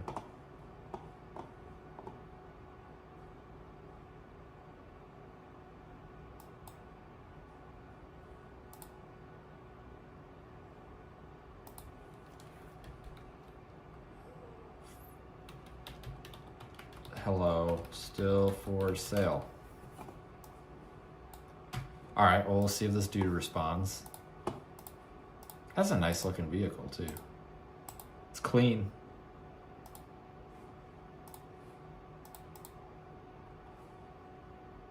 It's not all messed up.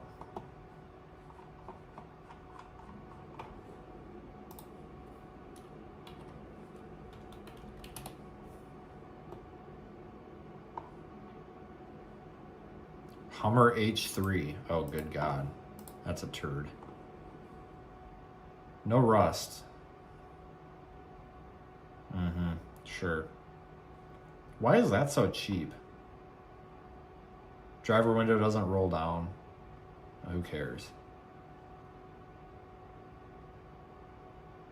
For those who don't know, those Hummer H3s are basically just Chevy Tahoes.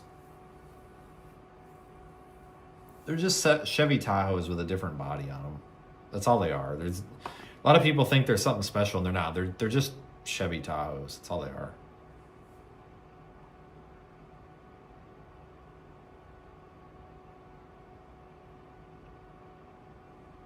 Those were known to be pieces of junk too.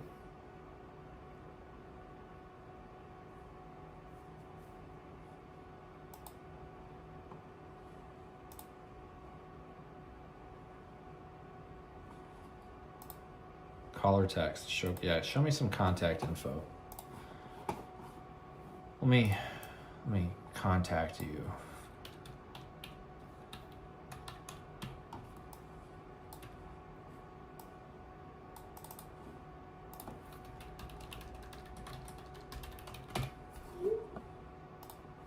I don't know. I'm not gonna buy. Like I'm just wasting the guy's time. Honestly, I just want to know what's wrong with it. Sorry.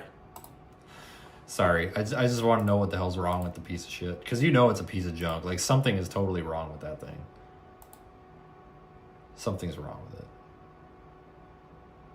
Just don't know what.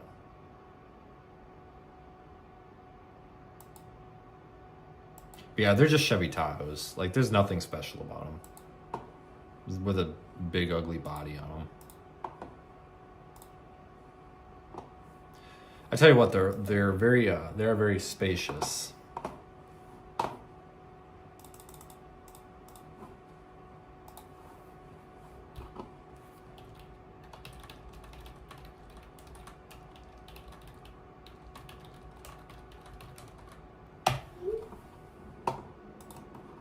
It's available. God dang it. All right. Yo. Hey, what's good? Okay. I want specifications, specifically engine and transmission on 2007 Hummer H3. The 2007 Hummer H3 came with one engine option, a 3.7-litre inline-5. Think 5 cylinders, aluminum block, pretty torquey for its size. Engine, 3.7-litre inline-5, 242 horsepower at 5,000 RPM, 242 horsepower at 5,000 RPM. Can you double? Just I swear to God those came with 5.3s.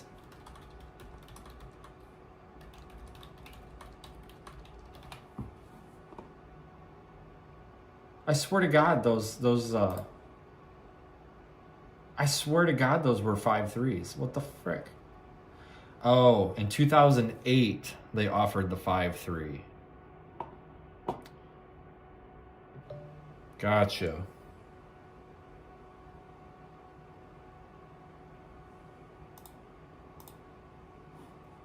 That makes sense. Okay. An inline 5. Does that have any power?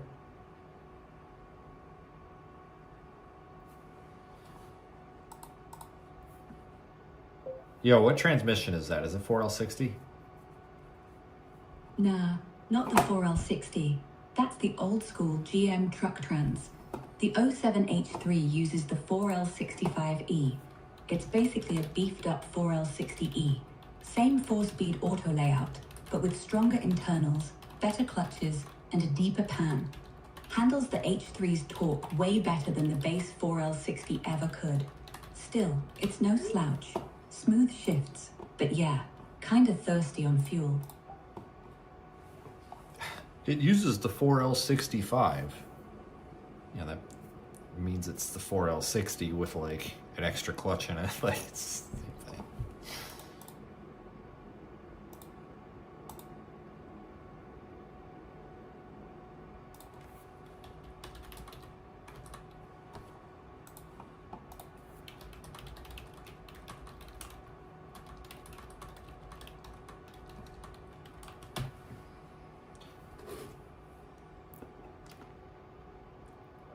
Any of you guys ever had one of them?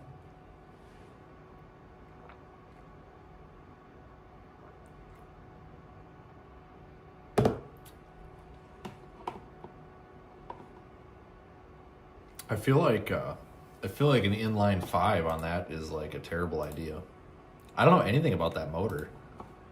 What was that in? What other vehicles did GM put that exact same engine in? Is it like in a Chevy Colorado or something?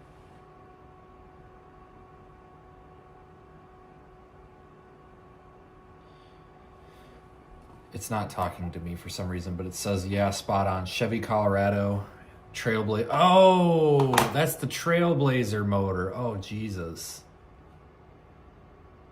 Oh, Jesus. A friend of mine named Darren and I bought a Trailblazer to flip. And it had an inline 5 in it. And we didn't have a fucking clue what we were doing with this thing. And we were so in over our heads that we ended up just parting the piece of junk out. Because the freaking drive shafts on the front diff or whatever, they go through the oil pan. And we had to serve, it had an oil pan leak, and we're like, we looked at each other and we're like, we're not pulling the 4-wheel drive out of this piece of junk to service the oil pan. And Darren had a big ass forklift, so we picked it up with a forklift. And we took a Sawzall, we started hacking the motor mounts. And we just dropped the fucking motor out the bottom. And we parted the rest of the truck out on eBay. God, that brings back some memories. I wonder if that's the same. Does the drive shaft go through? Does that mean it's got to go through the? Is it? Hey, if that's that same fucking turd basket that's in the Trailblazer where the drive shafts for the front 4-wheel drive go through the oil pan, is that the same on here or no?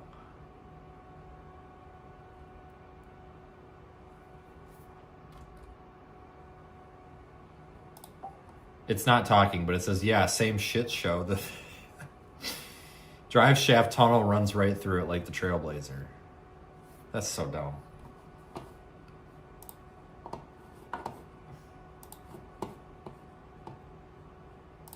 All right, I got the VIN. Oh shit, this guy sent me the Carfax. Don't you fucking dare. Don't tell me that the only vehicle on Craigslist is not a piece of shit. It's a fucking Hummer H3. Oh my God, you've got to be kidding me. Like, no fucking way. You can't be telling me the only not piece of junk on here is a fucking Hummer. I mean, it's a Hummer. It might be a piece of junk, but I mean, like, it's not any more of a piece. You know what I'm saying?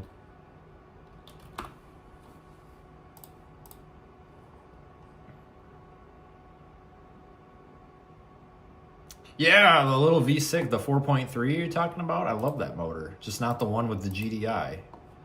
Some of you guys don't know this, but I went and bought a 2015 Chevrolet 1500 with a 4.6 in it, or 4.3 in it, last Sunday. I'm like, oh, that's the 4.3. That has no AFM, no GDI, no nothing. Wrong. Apparently, they put AFM and GDI in those after 2014. Well, I bring it back to the shop. It starts misfiring, running like dog shit. I paid $6,000 for it. Like, well, I just got fucked really hard. What am I going to do? I put it on Facebook Marketplace for $6,500, and I said, hey, it's misfiring. I don't know what it is. I think it's a lifter or something.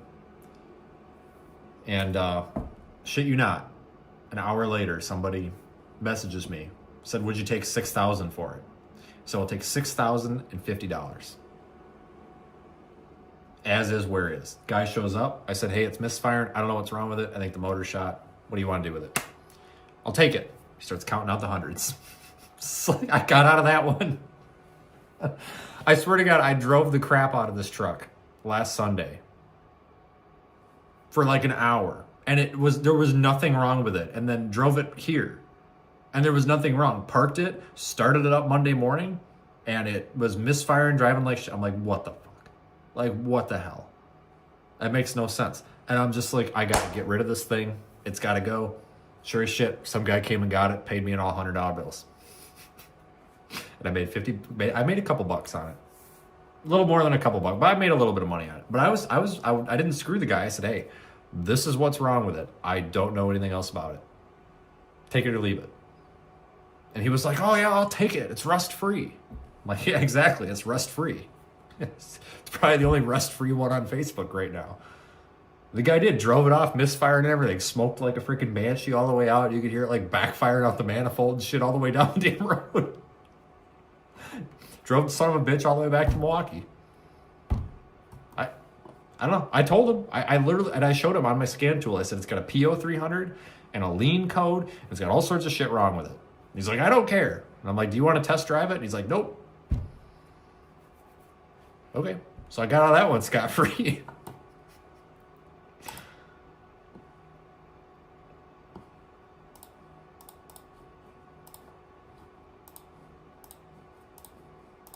Pretty proud of myself on that one. Oh my god, this had a ton of service done on it.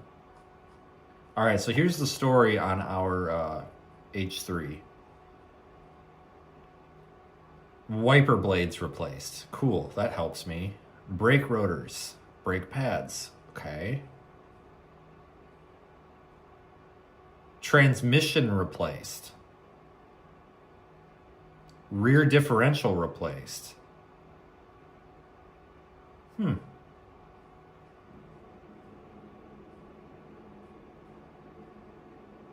No shit.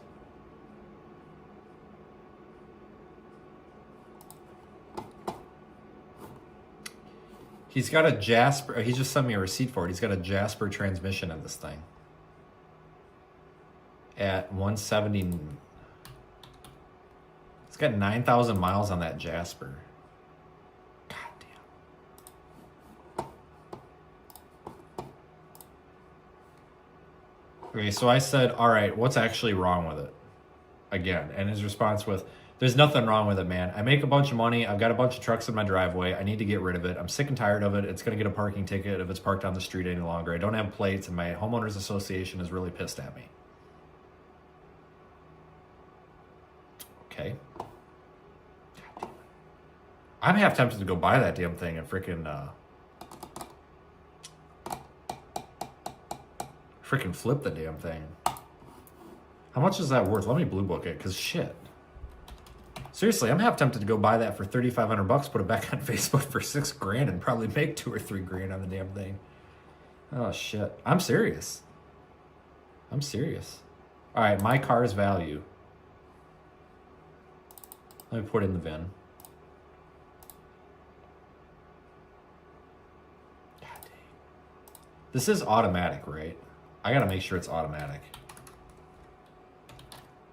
Because if it's not automatic, nobody wants it. That might be manual. Hang on, I gotta see interior pictures. Oh, that's a manual. No, it's not. Son of a bitch, guys. What is wrong? What's wrong with it?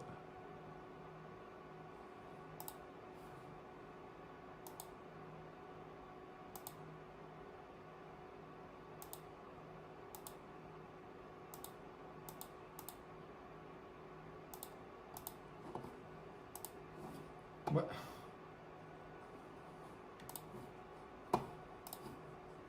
Two keys, two owners.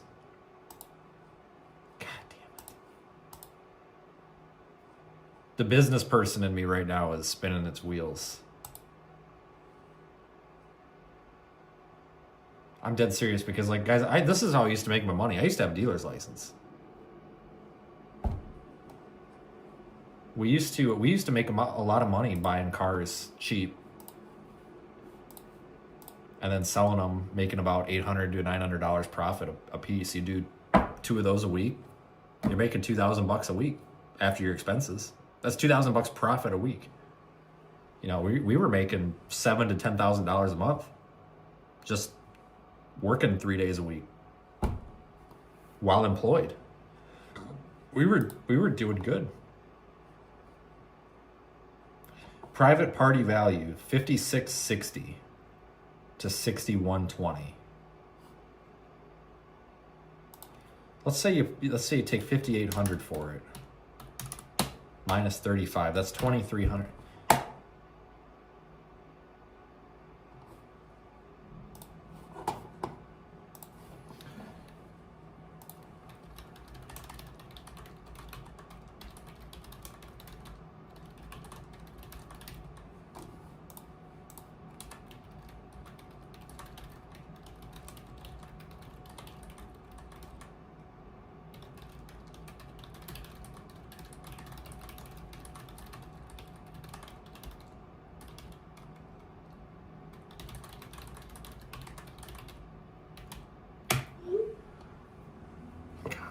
Go buy a fucking Hummer. There's a lot of money to be made in this.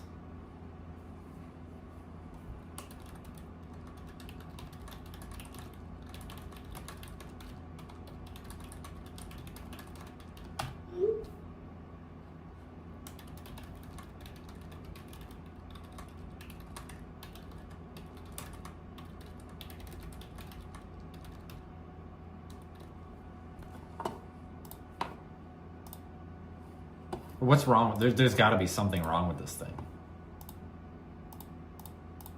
Pictures of the frame, there's no rust. It's got a sunroof. I wonder if it... See, I've actually done a decent amount with these because we junked a couple of, like, we parted a couple of these out, but I don't remember them having a straight 5. They must have been ones with the V8.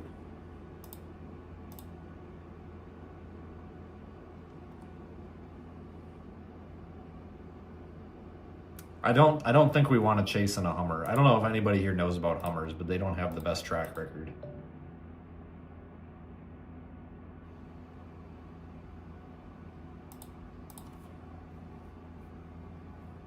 No, I mean, everything's adding up. I mean, the guy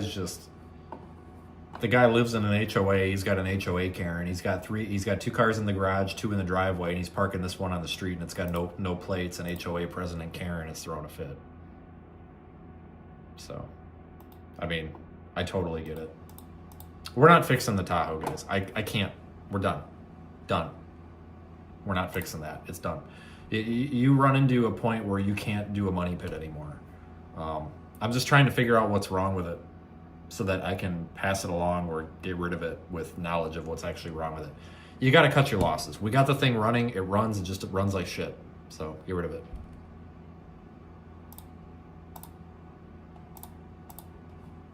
Is this thing's not...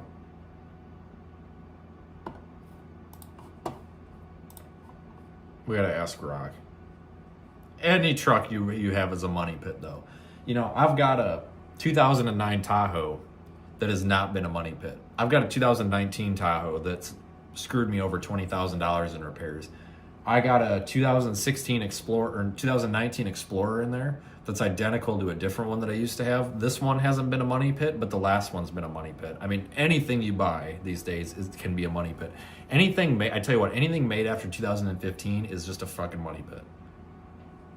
Anything after 2015 is a money pit. Like, I think the prime vehicle was like 2000 to 2012 with certain spots in between. Oh yeah, Scotty Kilmer, Jesus, yeah. Hey, what do these things come standard with? Like, locking differential, anything like that? Yeah, the 07 Hummer H3 actually came pretty loaded for an off-road rig. Standard stuff included locking rear differential, full-time, electronic, no manual lever, kicks in automatically when you need it, 4-wheel drive, full-time 4WD with a 2-speed transfer case, low range for crawling, traction control, GM's stability track, helps keep you from I don't give a spinning shit out. about that. Can you just like actually, okay, what about the wheel lug pattern? Are they the same as 2009 Tahoe, the 6 lugs? Yeah, 6 lugs, same as the Tahoe. It's a 6 by 5.5 bolt pattern. Okay, what's the stock 6 tire bolts. size? Stock on the 07 H3, 265 over 75 R16, 16-inch wheels. Compare Pretty that to a tall sidewall. 265 7017 on a 0mm offset wheel. Yeah, 265 over 75 R17 on 0 offset wheels. That's basically what the Alpha H3 ran stock, so you're golden. Oh my god.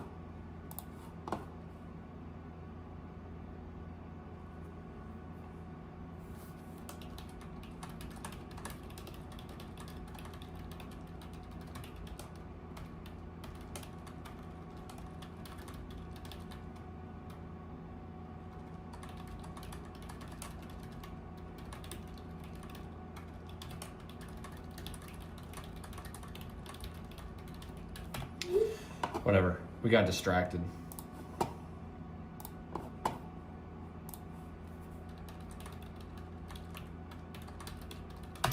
Anyway. Yeah, I don't know. Something's going on. I don't know. It's got a lot of shit done to it.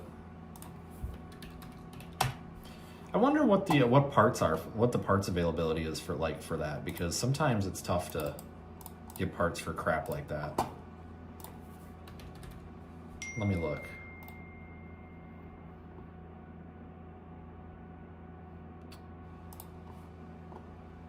I don't even know what the suspension looks like under there. I thought I swore they were the same as a Tahoe, but maybe not. I really did.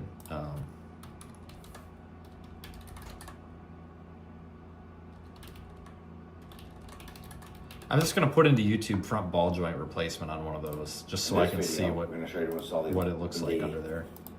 Oh, is this torsion rods? Does this have torsion rods? Or is this coil spring? I don't like those torsion arms. In this video, we're going to show you some 21mm nuts and bolt. It's just got a shock up front. No strut, but where's the damn coil spring? Google, is Hummer H3 spring or something?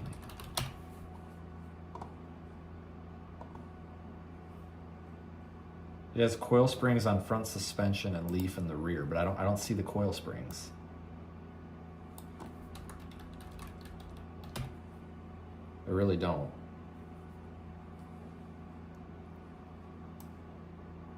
Hummer H3 front. Let's look up front shock replacement, because now I need to know.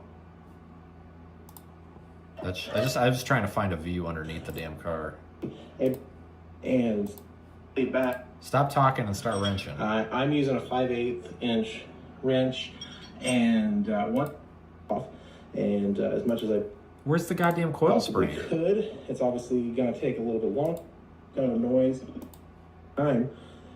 Main, you know. It's built on a Chevy Colorado frame? Are you serious? Where's the coil spring?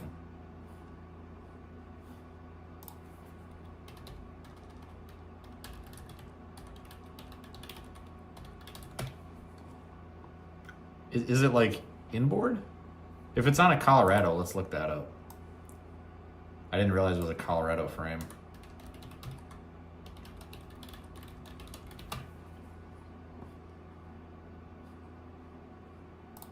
Hey everybody, getting my tools out. They'd have a little bit of time to set in. That looks like torsion bar. It's not. Where's the damn coil spring? Am I blind? There's no coil spring. What the fuck? I don't see it.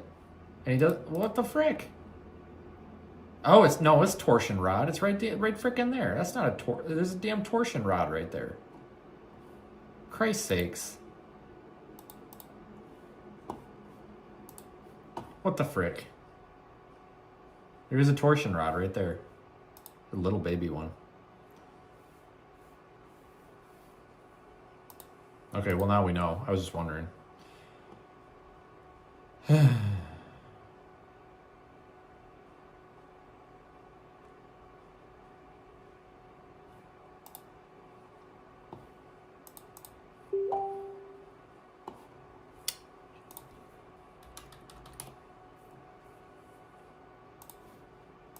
don't know.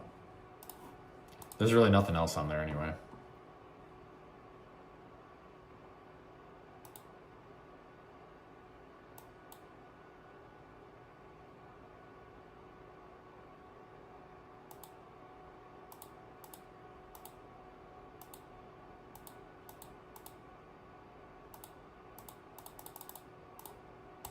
Needs passenger window switch. Yeah, there's just nothing else on there.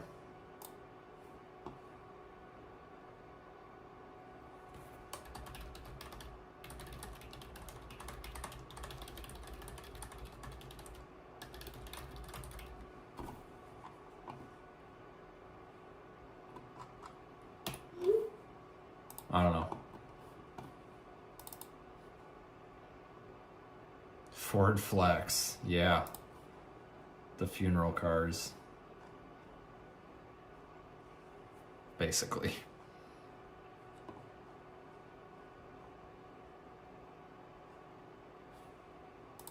I don't know. Well, this was kind of fun tonight.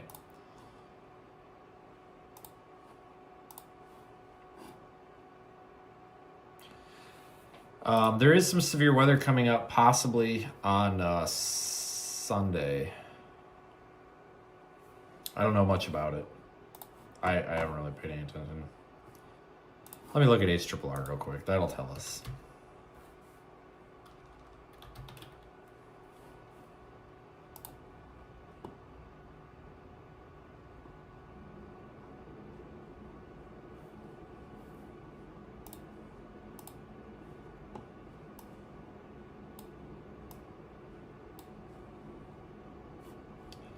It might not go out far enough. Well, yeah, kind of. It looks like just a squall line, guys. I'm not sure what all the hype's about for that. It's just a squall line. Probably mostly for wind. What does SPC say?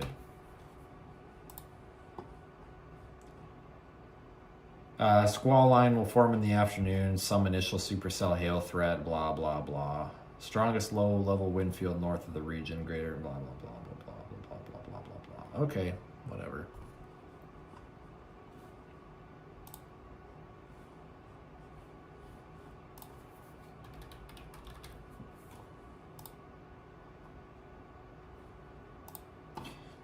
I don't know. We'll see.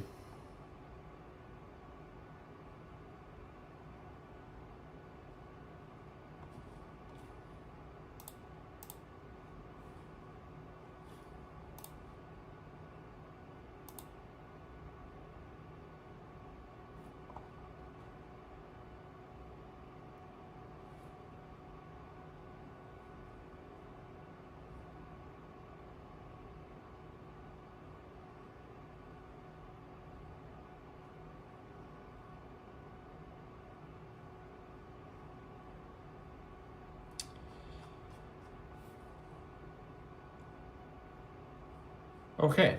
All right, guys. Well, I'll probably cut this one off.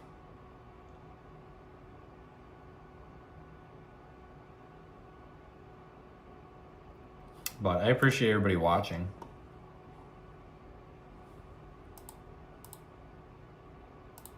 Kind of fun.